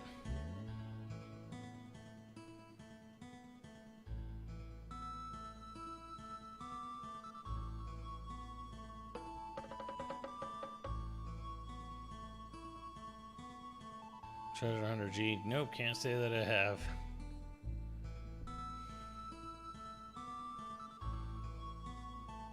Look outside or don't look outside. Yeah.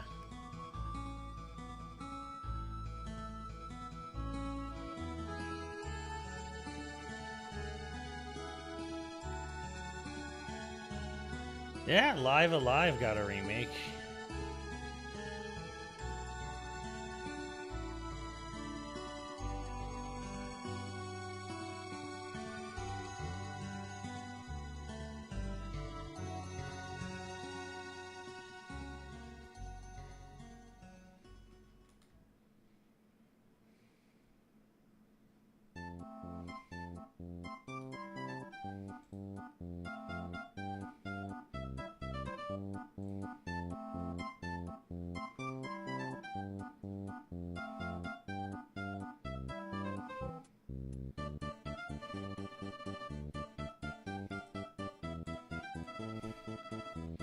What is outside you speak of?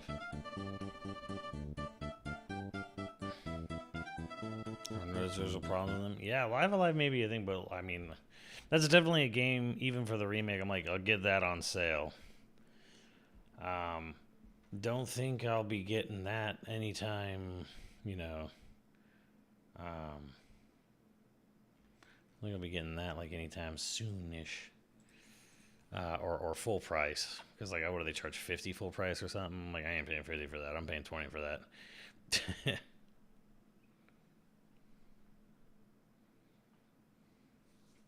Starve on the other one, then you're instructed to resurrect all human beings on Earth. Neat.